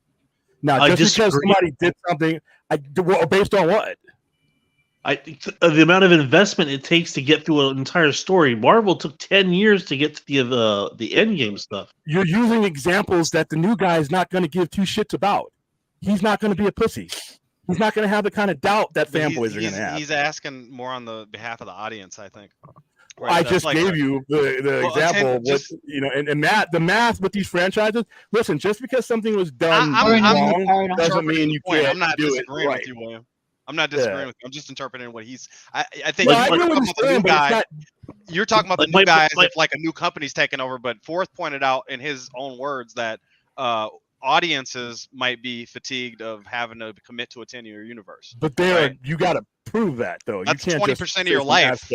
That's 20% of your life chasing after some movies. That doesn't change the trend. I'm not against what you're saying. I'm just pointing out kind of. I'm talking to Forth. Okay. That does not change the trend. You're using abstract examples that they're going to look at and be like, "Get the fuck out of here with that." They're going to go on the overall macro. They're not going to be pussies about it. You even said so yourself, William, that at your age you may not see the end of your universe. But it's not for me though. I'm not the median demographic anymore. Right, they start caring about 75-year-olds way past. There you go. You're saying funny, but I have to think in the way of the audience that they're aiming for to get their money. That I have to understand that, even to younger people, I mean, before you reach a certain age, that you're not in their demographic, so they're not focusing on you there either. They're focusing on the majority in that middle. And like I said, especially when you're talking about investing into a movie, when you have streaming, when you have all this stuff that's going to be eating away at the box office, you have to give them an investment that they can feel that this is great. This is more than just this money I'm plopping down. I'm buying into an experience. I'm buying into a ride. And that's what those moviegoers are going to want to go. And that's not going away. Even with shitty movies, the fucking with the Civic, the Honda with the duct tape in space. Enough people are going to see that. I mean, so the trend. Well, William, can I ask some clarification questions to William really quick? Oh, shit, here we go. Yeah, sure. I like to point out the dichotomy in what you say in the chat. So on one hand, you acknowledge that there is a majority of the viewing audience who prefers to watch at home, right? That's one of the main points. We established that in an article. That's not me. That's the article established that. 2 out of every. No, that's your viewpoint as well, isn't it? It could be. I'm going with math. I don't. It could be math, completely biased. We don't know, the sample size or did you talk about the sample? Did you talk about the statistics and ages and through all that. Stuff it's like not that? Me. That's math one. Yeah. Okay, so that's what I like to see is where did this hold on. sample size come from? I put it in there. I put the chat in the. I put it in the chat, but hold on. I mean, it makes sense, you telling me, but I'm just curious, Hold on, I got to reopen the tab now. This will lead to my question, but yeah, pull this up. It's interesting that the article was focusing on older people when younger people spend more money at theaters than older people. Well, and then Clint says this is why William has Brad co-host. He wants the very young perspective to offset his Methuselah status. Yeah. Hey, fuck you.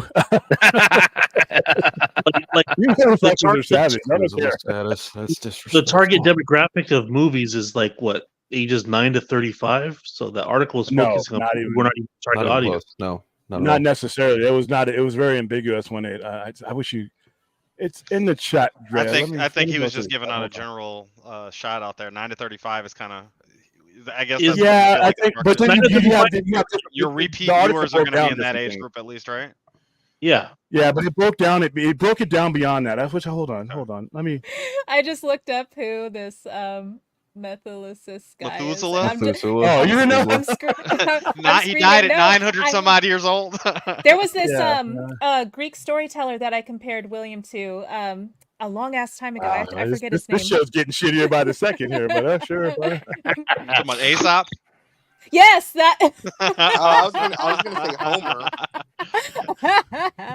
Homer. Raya's tickled over. William goes on his own Odyssey. You know what? Fuck. Oh God. Man. What did I do?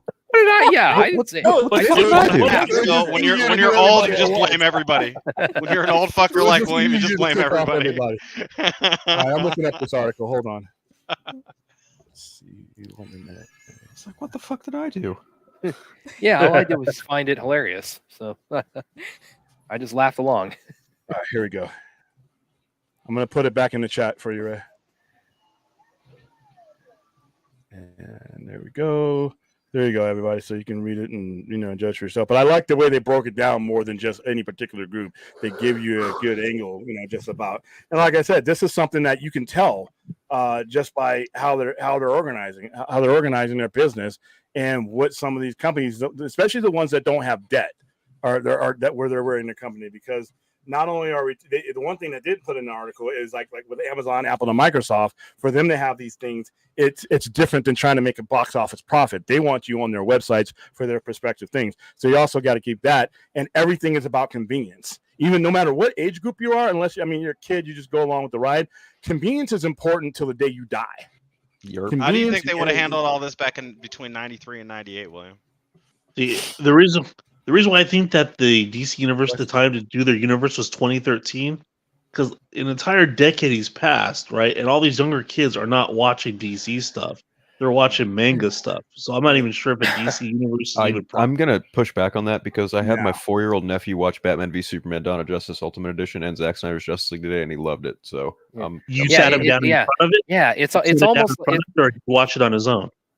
There's still people watching this stuff. Like he sat down and watched it. It's almost like but did you introduce it to him, or did he find it on his own? That I think that actually matters. He wanted to watch a Batman movie, so I put on the best one. Yeah, so I think it's a really important factor that what kids are finding on their own.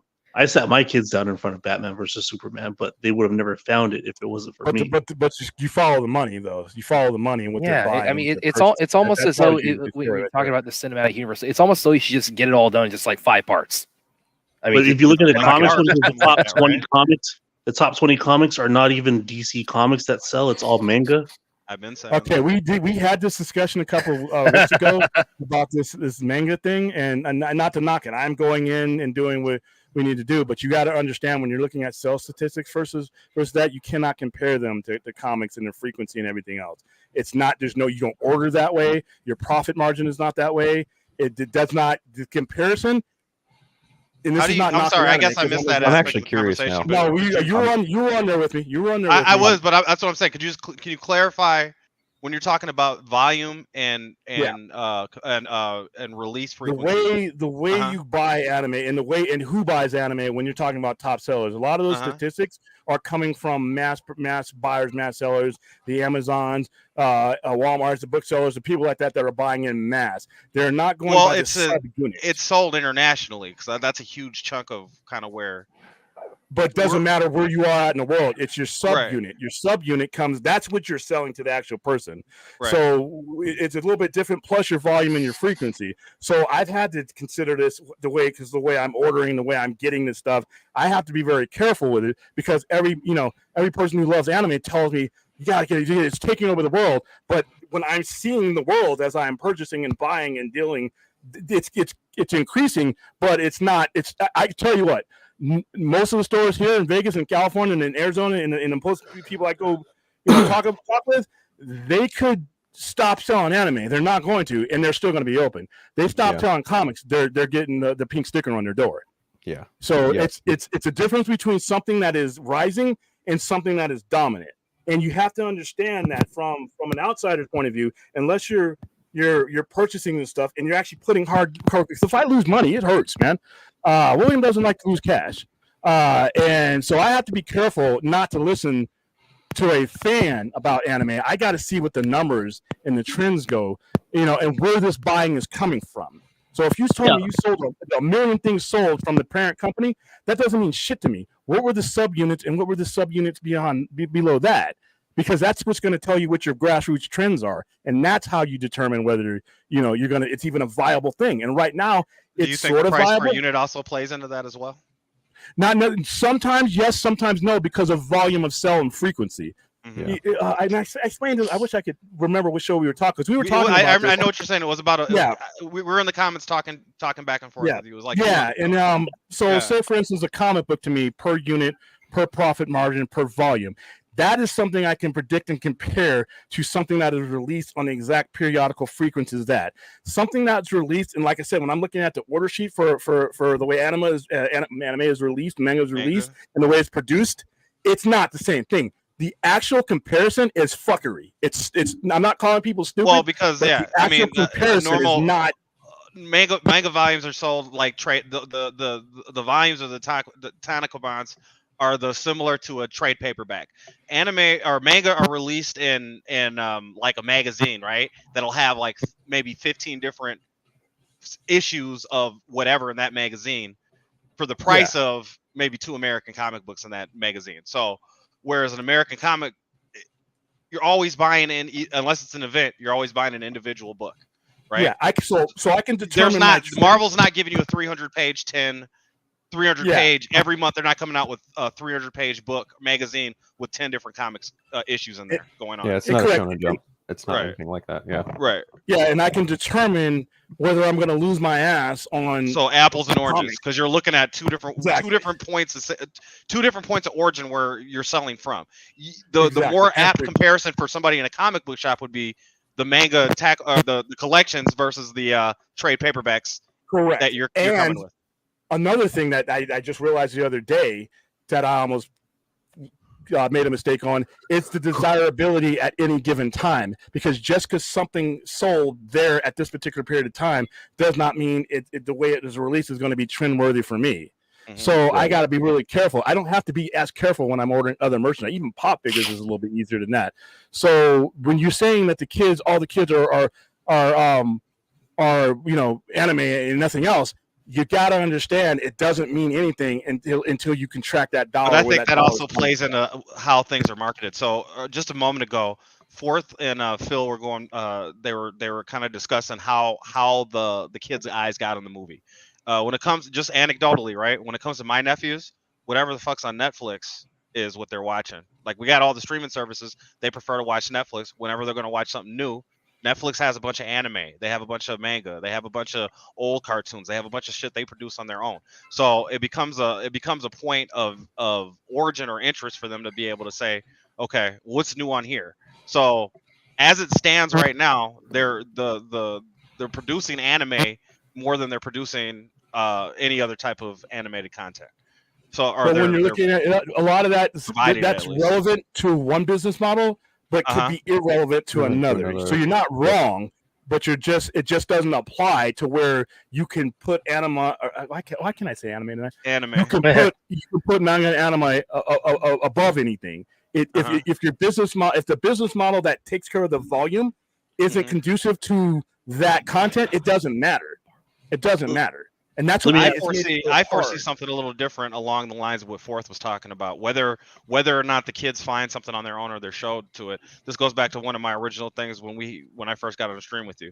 The reason that DC and Marvel sell the way they do, whether you want to acknowledge it or not, is because seeds were planted in the 90s and the 80s with the cartoon shows and the toy lines and all the merchandising that went along with it, and our age group. So while Forth is pointing out maybe the kids are not so interested in what we were interested 30 years ago, and they might be interested in something else, I see that as seeds being planted for the next 20, 30 years of whatever we might see come out. That's very possible, but right now, you gotta go. Not enema. Yeah, cool. You gotta go. William, what's the demographic? What's the demographic when I go to the Sci-Fi Center? Is it 30-year-olds buying DC Marvel, or do you get a lot of like 18, 9, and 12 teenagers? I just want to go ahead and interject. Yeah, it's actually getting very late here for me, so I do need to actually go ahead and sign off myself. I want to a very spirited discussion with everybody, and of course I'll be back on the stream tomorrow night, and you'll be horse torturing me very shortly here with more scary movies. Monday. Hell yeah. So, all right, so I'll see you guys then, and also I do want to plant my flag on this now, and this is me, of course, talking back to my usual one-liner. Once we get through all the scary movie bullshits, like you guys we have not done a watch of the Raid 2 yet. I knew that so was okay, coming. so I'm getting I knew it. yeah. Have you seen the Raid 2, Phil? I've seen the first one. I need to watch the second one. Good. I'll restart on that. If you get somebody to donate and get us to that level, we'll do Raid 2. Until then, and we've had actually quite an audience tonight. I'm watching from the view counter, so it's like we're really enjoying like how much it's been blowing up in everybody's company here. So I just can't thank everybody enough for all the love we've been getting here on the Sci-Fi Center, and also please if you can, please consider a donation to our AFSP for our ongoing Rebel Moon AFSP drive, which we, of course, very much want to get that to $10,000 on or before April 19th when part 2, the Scar Giver, drops. So, usually I don't like to jump off for we officially end the stream, but yeah, it's just getting very late here. Hey, William, when you want you leaving, Brad? Bell Rev says stay. Hey, William, when you hit your goal for the AFSP of 10,000, you just send it to an account and that's it, or you're gonna like present it? I just push the button. And they have access to it. I think Fourth wants you to dress up the process since we've been putting the work in. So Yeah, you gotta do the whole thing. Yeah, get yourself. I got something special for it when we do it. Yeah, I got something. You gonna dress up as Wonder Woman and present the check to the kids, or what? I think you should dress up as Ed McMahon. He's not gonna do that either. All right, well, I'll see you guys. I'll see you guys tomorrow night on the stream. Later, Brad. Hey, Brad. See you guys. Thanks. To answer your question for us, we're still getting the standard demographic buying all the comic book companies. Now, where it starts to differ is so they're going into like Black Label. For DC standard comics is between 17 and 36. Okay, that sounds about right. Okay, yeah. But a lot of and here's what goes to comic books is when they come in with the families. There's two different people. There's two different types of people. The people that come in and say, son, this is, or daughter, this is what I purchased. And then they kind of generationally hand down the IP. Or they'll ask me, and they'll ask me and I'll go to them. Now, so we're still getting the core demographic is there. Even though the core demographic has been mismanaged by comic book companies, it's still there. It's still available. And there's still enough good stuff out there for people to buy and get a hold of. There's no starvation of stuff when you walk in and any great age group, you tell me, I ask qualifying questions and then you walk out with stuff. It's that easy. But it's an easier sell. Now, when it comes to anime, it's different. It's just a different sell, and the frequency is different, and it's not as frequent. It's not, for every 18 units for comic book sales, I sell 0.5 of anime, and that's if you can get with any other comic book store, they're gonna have their different numbers too. Some of them don't have zero. There are a lot of stores, probably about 30% of stores that don't have it at all, don't feature it at all, or they have the basic stuff, like they have the name stuff that's there. They don't have, section. It's just not that percentage there. So while you're on this point, earlier on, Forth brought up a point that the top, say, 10 or 20 books out there were not American comic books. Does it make sense then for you to only sell the top 3 or 5 foreign books? It's an area by area basis. Yeah, there you go. Thank you. Because I can't even use that as a dynamic for me, because in Vegas I got a different culture that buys certain, and then in LA, which is just 285 miles away, there's a different culture that trends differently. See, with comic books, it's just easy. I know. But what then I you can also do point out that you have a base of tourists, so when people come, you're a destination, right? So you have a Green Lantern logo hanging out at the Sci-Fi Center, right? Correct. So somebody coming to Vegas looking at attractions is going to see that and then say, I'm going to get some DC comics, or I'm going to get some comic books. I'm going to get this movie came out and I want to look at what they have for a collection, or the pop figures. Like you're a destination in that regard. People see the Sci-Fi Center, and that's the Sci-Fi Center, right? That's where you're going to go, right? Hey, William, right off the strip as well, right? So yeah, you get yourself a kimono, William, a boba machine. You work on your Ahagaho face, and you just watch the money. What I'm ultimately trying to say is that, like I said, get the Charlie Brown one from Kill Bill. It's got to get the Charlie Brown one. I'm going where the money. I'm going where the money tells me to go. At the pace the money tells me to go there. And right now, when it comes to that specific genre, I'm more than willing to increase and do whatever the money tells me to do. But I got to use different logic than a lot of people who are just going to throw stats at me then say, well, this is a top selling this other. There's a lot of shit that you got to break down because I could lose my ass on something like that. I'm just joking. I know what you mean. But so say, even non-anime, and so I could buy the wrong non-comic merchandise and it'd be basically an ornament, and they don't take that shit back.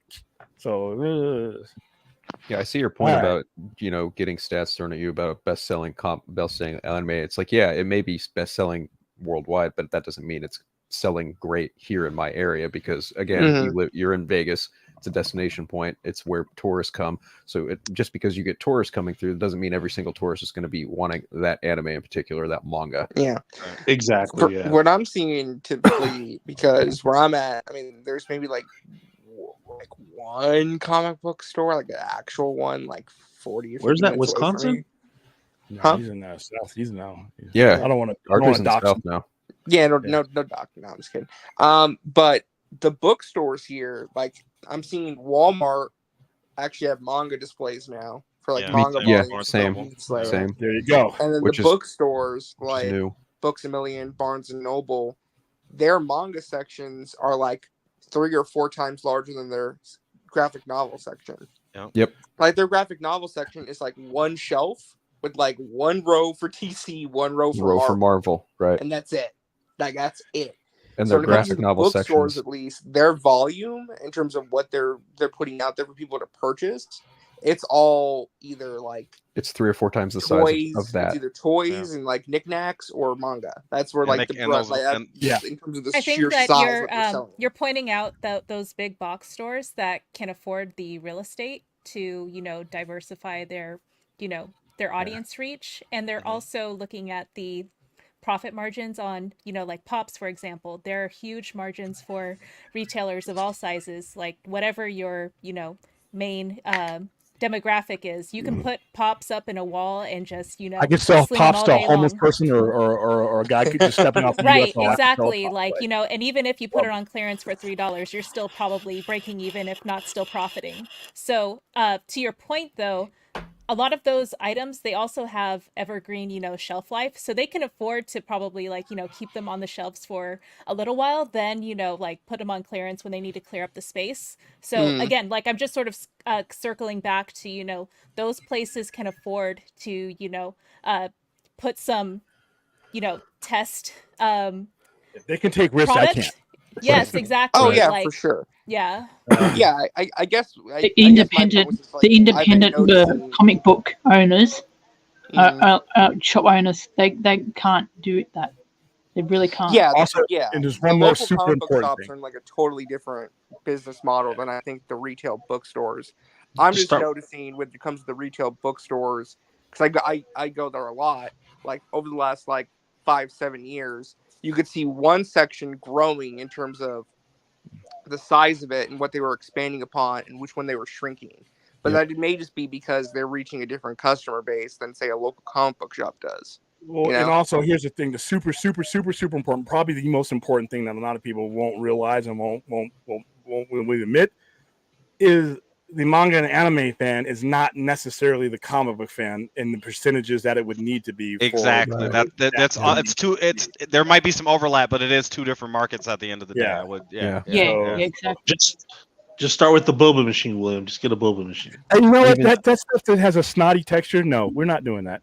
Yeah, even though that manga and anime is technically by definition the Japanese comic book, it's still different in its own way, and that's why there may be a little bit of overlap, but it's not the same. It's still not the same. Not to the point where you have to read it. You read it the other way around. Manga's Japanese, boba's Vietnamese, buddy. It's not even the same country. You could be up to your neck in waifus, William. All right, guys. I think that's a good spot to cut it off because we have gone 3.5 hours, and I started late because of my laptop died. What? You don't want to push it to 4? Nah, I'm just kidding. You're ending it early again, William? You're ending it early? I started in it early. Stays in it early, dude. I wanted to quickly go back to my question now that I pulled up the article and I saw that their sample size. Too bad the show's according over. To their, according to their account, it was weighted by gender, region, age, all those other demographics. So I'll take it at face value. Anyway, so you said that the article statistics don't necessarily align to what you're seeing, like colloquially or from other No, reports? they do. Okay, so No, I'm saying that the article lines up to what I'm saying. Yeah. Okay, this is so the streaming versus theater discussion, right? Sorry. Yeah, so like my Okay. second point is that okay, cool. So that aligns to, you know, your point of view. And the second part I wanted to kind of like get more clarification from you on is that you see that these like large tentpole films are, or that you've said in the past, tend to, you know, be major revenue drivers for these studios, so they have a duty to continue to put these movies in the theater. But you also say that streaming platforms have no need to, you know, rely on the theater. And then this article is sort of like you know, go supporting down that point of view. So I'm a little confused on, you know, where you're at. No, and here's the thing, and we touched on this at the beginning of the show, is the same. The reason why this their armor against the streaming trends, the two out of three streaming trend, is to give somebody an investment that is more than just the one movie. So you're trying to coax people from the convenience of having it all in front of them. And if you're going to do that, these tentpole movies, these universe movies are going to be the most likely way you're going to be able to do that, because it's the value of money. When like I said, people want to buy into something that's bigger than what they're sitting in front of. They want to be part of the ride. So that part of the article doesn't necessarily touch on that, but that's got to be the strategy of the not all universe or connected movies, but a good bulk of the ones that are going to get you to stray away from the, you know, this 2 out of 3 model is going to be, wow, you know, this this is step one of something much larger. And even if it sucks sometimes, if you do enough of them, you get the benefit of the doubt. Fast and the Furious, I think half those movies blow, but they, you know, unless they don't spend $300 million on the fucking movie, they can actually make a pretty decent dollar on those because people are on for the ride. So the article points out the reason why I think that they have to, you know, they're never going to give up these universe movies. They're draws until they are not draws anymore. And I'm not talking just one particular franchise, until they are not draws in general, until continuity is dethroned as not being king or queen. Then they'll make that. But it's not. There's no trend saying that it is what I'm saying. Okay, I get it. So basically you're saying that although the article is saying that it's trending and the majority of folks in this sample size align more to liking streaming more, you're saying that currently in the marketplace and in, like, you know, the studio system, it's still the main revenue driver, or I guess there's still like a large enough incentive to continue to put big budget movies in theaters in order to get a large return, or to potentially get a larger some type of return. But mainly what they're doing right now, and which is going to become, and this is going to sound really, really awful, is they're going to use what movies that they do put out there as basically feeder for their streaming services. You know, once this movie goes out there and does its thing, they're not going to give to, you know, they're going to want that money, but they're going to feed that right in that 30-day, 45-day window. They're going to feed that shit right into their wood chipper that is their streaming services, because now they've gotten the 35% from the theater off the table. They got the first dollar bonuses off the table. They're going straight into that money that they can mix and match and hide and do all kinds of crazy shit. So, but if they're going Universal to make, was doing all last year, right? Exactly. So they're going to try to want to take it as well. If the theater model is as dead as you say it is, why don't just like multiple studios announce dinosaur model? Yeah, I think what I was trying to understand from William's point is that currently that there's still a large enough incentive for studios to put movies in theaters. But he's acknowledging that, you know, there's a growing audience of folks that would prefer to watch the film at home. And I continue to bring up, day and date, pay on demand services, as well as, being able to go to the theater. And yeah, I'm kind of surprised not more, movies have adopted that model, especially on their own proprietary streaming model platforms. I say if they want the movies to be more successful, just move the day and date back, like at least I don't know, 2 months or so. I don't know what the old model was. I'm guessing, but there's no fear of missing. After the movie made the majority of its profit in the theater. Yeah, I can see what you're saying. There's no fear of missing out anymore. If I wait 3 weeks, like 3 weeks, okay, or even a month or two. I would say some movies that kind of flop. 2 months, I would say. End up going there. No, like, they're not going to do that. I'm not saying I disagree with you. Here's what I'm saying that they're not going to do it. Like I said, I always use the description. Remember Batman, 1989 Batman, right? Where Vicky Vale comes to visit him, and they're sitting at a really long table, right? Okay, so just imagine that table with a whole bunch of greedy motherfuckers sitting at it with knives and forks, right? And your prime rib, it starts where Vicky Vale was, and it moves slowly towards you, right? And those greedy mofos are taking pieces off of it. They're licking the bone, and they're eating it, and they're just chewing it, and they're coughing on your food. They're doing all this shit, and by the time it gets down to Bruce Wayne's end of the table, what do I got? I got a fucking carcass, even though I put up most of the money for that carcass. So what they're wanting to do, and I'm not condoning this or not, they want a real short table so that they get the meat, the majority of the meat, and the value of the meat before all these other guys. And they would rather just throw those guys out the window and say, get the fuck out of my house. Because I think they're cut out the middle. Why not a round table? Greedy too fast, though. Like they eliminated the whole second life that the DVD market used to provide. If theoretically, if they increase the day and date, we eliminated that. No, they gave us an option, and people will always take convenience, sure. But by providing convenience, they eliminated the entire market.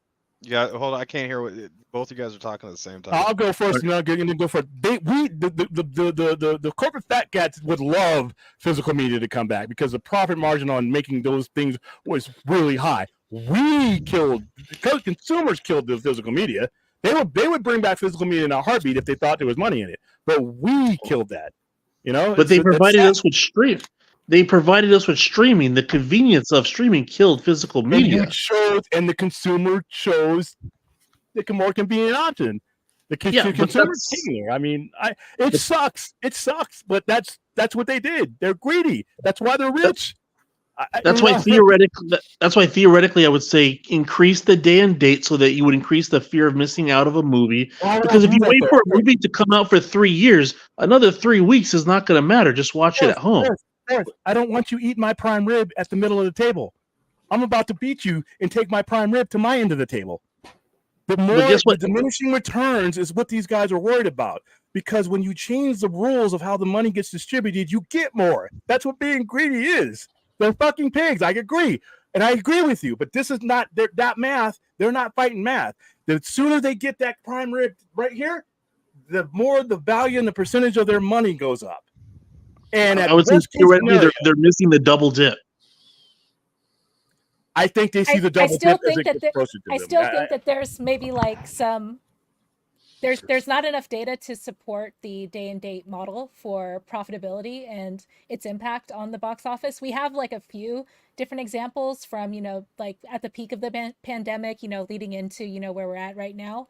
But I do see like, to William's point that, yeah, like, the guarantee or the semi-guaranteed or, the prospect of making more money in the theater versus having those diminishing returns on POV where it's kind of untracked territory a little bit. Like you can't really forecast it too much because of the lack of data that we have on how successful it is. You can lie. You could do some creative accounting there, as I like to call it. But yeah. So basically, because like there's not much proven success yet, I can sort of like align to what William's saying there. And the strike, remember, this is a big thing of the strike. You knew that strike was over when the last thing that they had left to negotiate with was open the books all the way. I knew that shit was never going to happen. Those greedy motherfuckers were never going to open those books because they can play an infinite shell game and they can get a lot more money once that money, because like I said, giving 35% of your money is a lot of money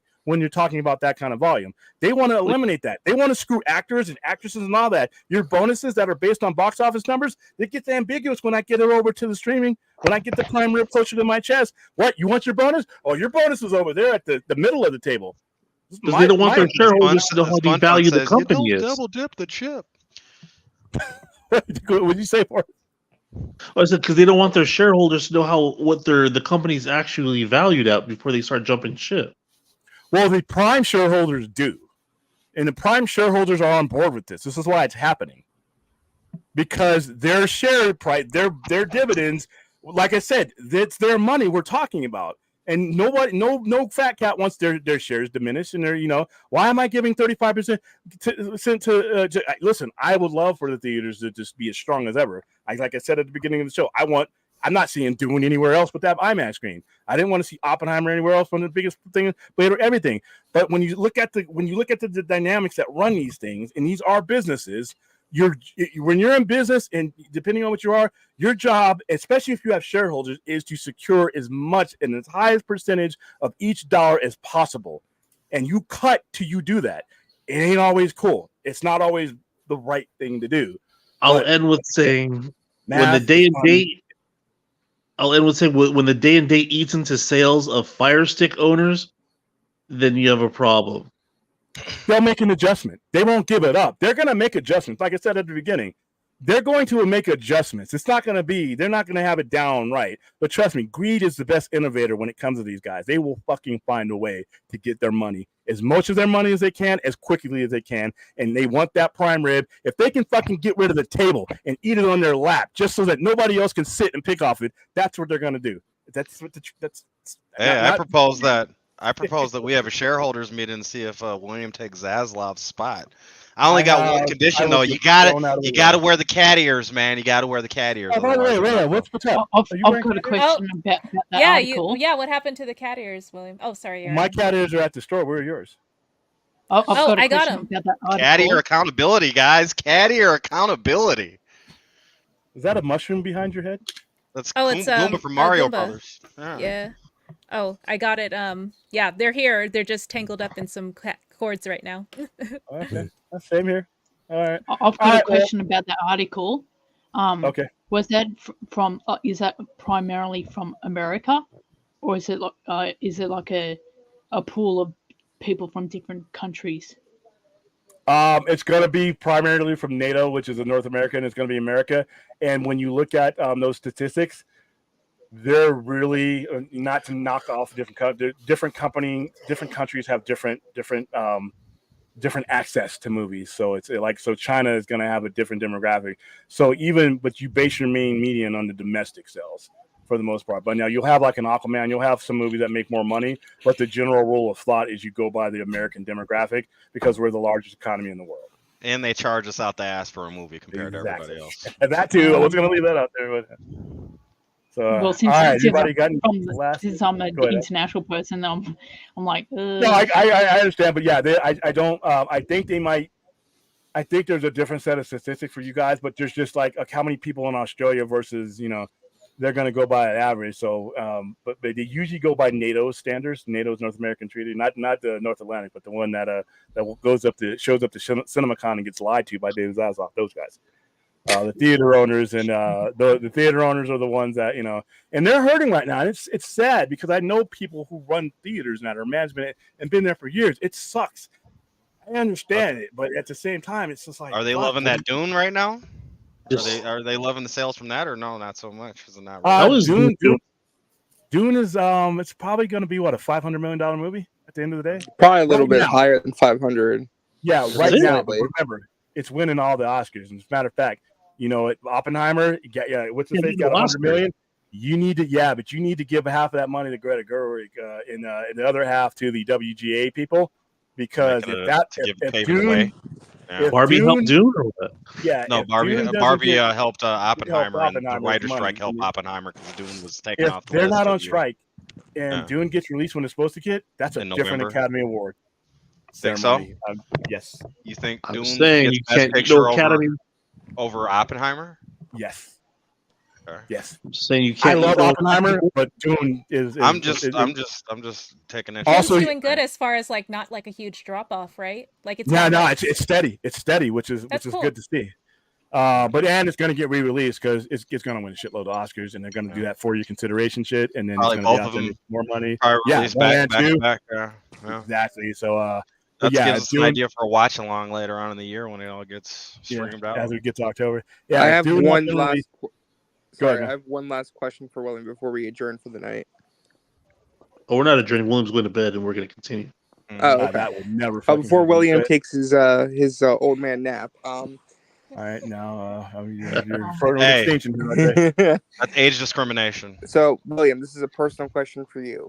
Okay, life or death situation. You must pick one option or die. Okay, you're gonna die anyway, either way. But I'm just high stakes, William. Down. Yeah. All right.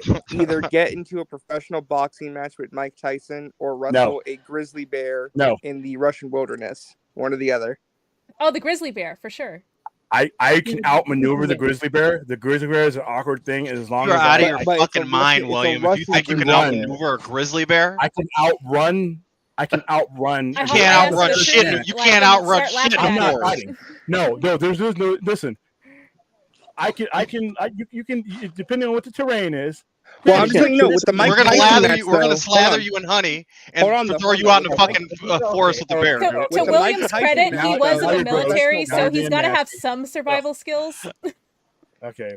First of all, he said that he was gonna outrun a bear. The whole fucking story went out the window as soon as that. My thing is, okay, so if he's like, using some, tactics to kind of like circumvent the scenery or whatever, and then like hide behind trees. Nah, William, you don't get a rifle. Some ingenuity, get creative. It's Mike Tyson. He said wrestling. I'm sorry. Yeah, he said wrestling the bear. He didn't say shooting the bear. He said wrestling. William is city folk. I am city folk. If I'm out in the woods, first of all, that's never going to happen. But if I'm out in the woods, it's with a firearm. Well, then you're getting the electric chair. The options were fight Mike Tyson or wrestle a bear. You're wrestling a bear or you're fighting Mike Tyson, or it's off with your head, dude. I'm not fighting Mike Tyson. I'm in a ring that I can't. If I have to stay in the ring, he's going to literally get to me.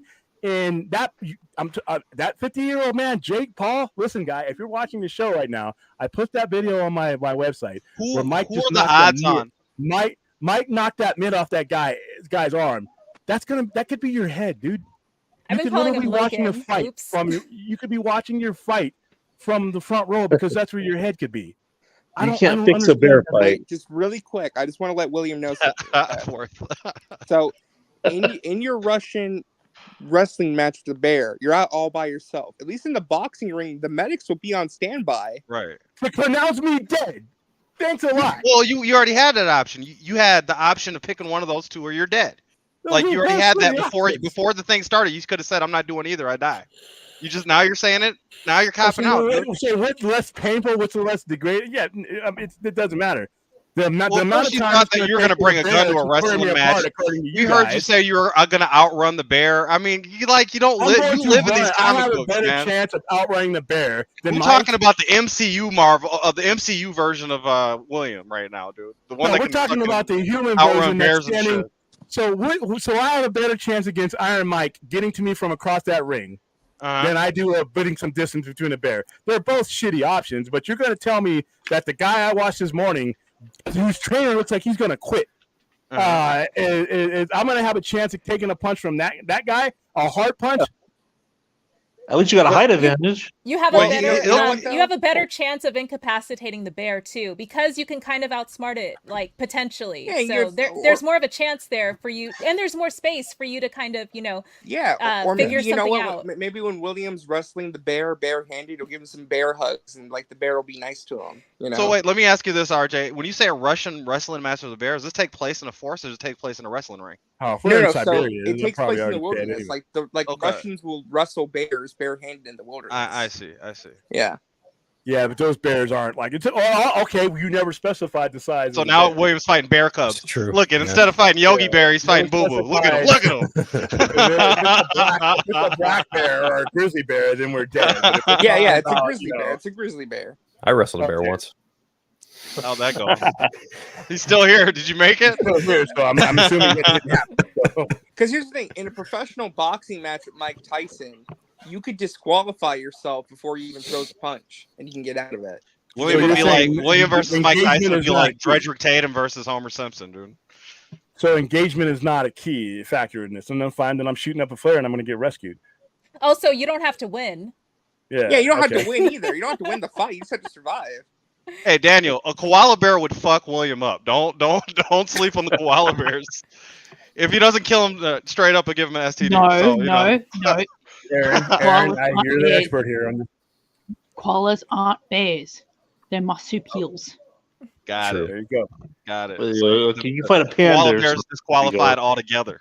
Pandas don't give a shit. I would not want to get in a boxing ring with a kangaroo though. That shit'll fuck you. Oh up. Oh no, no, you kangaroos see are them kick, vicious. They punch you. and they Like, kick. they They kick kick. you? They Oh, kick. dude, you disavow you with the kick too. Those Yeah. two big ass feet, those muscles. Yeah. That's like oh, how yeah. they draw a kick right to your neck. Haven't Your you ever nuts are seen literally Roger gonna and flop. Tekken? Man, he gets off. It's like getting rocked in the face by Mike Tyson. Well, here's the scary thing, right? Aaron, do you have a kangaroo story, Aaron? At least a few. See, Aaron, Oh, I laid I off think- on this. I thought I was getting better, but then they're doing kangaroo stereotypes. I've seen plenty of kangaroos in person. I've Like disembowel people or what? Oh no, this Or them kangaroos. eating, relaxing, chilling with their families. I've been around them. So Those how ones on the how YouTube common video, are they in your neck of the woods, or pardon the Oh, expression? very common. Okay. You got to watch out not to hit them with your car, Okay. or your car's totaled. Okay. They Yeah, total Yeah, the donkey car. crossings they and weigh quite a bit. and road Yeah. runner And it's crossings out muscle too. Does your car insurance cover that? Kangaroo Yeah, insurance. car insurance covers it. Yep, 100%. Yeah. Yeah. Well, It's like hitting a deer. Okay. Yeah, it's Yeah. the male Yeah, kangaroos exactly. that are scary because those are the ones that have like all that muscle. Why are they And so they- fucking jacked? because they go to the Yeah, they gym. look They like they're in a pay prison. half price for the membership of the gym. Ruth went to says jail. let's do a sci-fi center death match as a show. I could see that going. Yeah, as long as I'm not the one dying. All right, guys, we are at 3 hours 40. I'm tired and I'm hungry. I got to eat my my loaded fries. that are William cooked just over there. threatened everybody on this thing as long as he's not dying. So the Yeah, fucking you any consequence of that death is match that everybody else, doesn't include me everybody ending else up in the dies in pot. the death match if William lives, right? All right. If Sounds you got like to a pick somebody plan from your to audience, me. William, to box, who would it be? All right. Well, here we go. I say fourth. I say fourth. He's like, William would be no. an awesome fight, dude. Sure. Brad Just versus remember- Brad versus William. That would be a cool one. With I'd the, watch that. What all of our crying fundraisers out are leading loud. up to. This is one of the assets that those fundraising efforts go to. 988 Suicide and Crisis Lifeline, 24/7 call, text, chat. Even if you're feeling good, even if you don't need it, you know what? We post so much stupid shit on the internet. Why not post this? You never know who doesn't know about these three numbers. So I'm gonna go around the horn. Hot Take Phil, where can they find you? Pretty much anywhere, just at Unfiltered, except that shitty app that Elon Musk owns. All right. I don't care if they can find fourth. Aaron, where can they find you? Huh? On Damn. X, Aaron_Joy on X. I could care less if they found RJ. Rhea, where can they find you? What Oh I do? yeah. I kind of hang out on Twitter a fucking lot. bear So analogy. yeah, come hang out with me there. All right, and we'll just take care of the whole Spider-Man question right there. So, where can they find you, Forrest? You can find me at the Sci-Fi Center. I'll be flying down there to put on the boxing gloves to confront William. And you know what? The ladder incident, we're gonna finish the job this time around. Shit. Spidey, where can they find you? Out fighting crime in these YouTube streets. You know what I'm saying? Okay, always stay in character. All right, guys, we will be back on the air tomorrow night at 10:30 for our Sunday night live stream. Or actually, no, tonight at 10:30 for our Sunday night live stream. And then Monday we're going to show Brad's fourth favorite movie, which is Scary Movie 4. I have not decided what we are going to do for our AFSP fundraiser, seeing that is the day that is the 3-year release. I don't think we're going to do a 4-hour stream again, but we will do something. You okay? Are you? No, we will. I can't take 2 of those movies in a row. So, all right, guys, thanks for being here. Please like, subscribe, share the conversation, bring more people into our religion, and try to have a good rest of the weekend. Try. Yeah.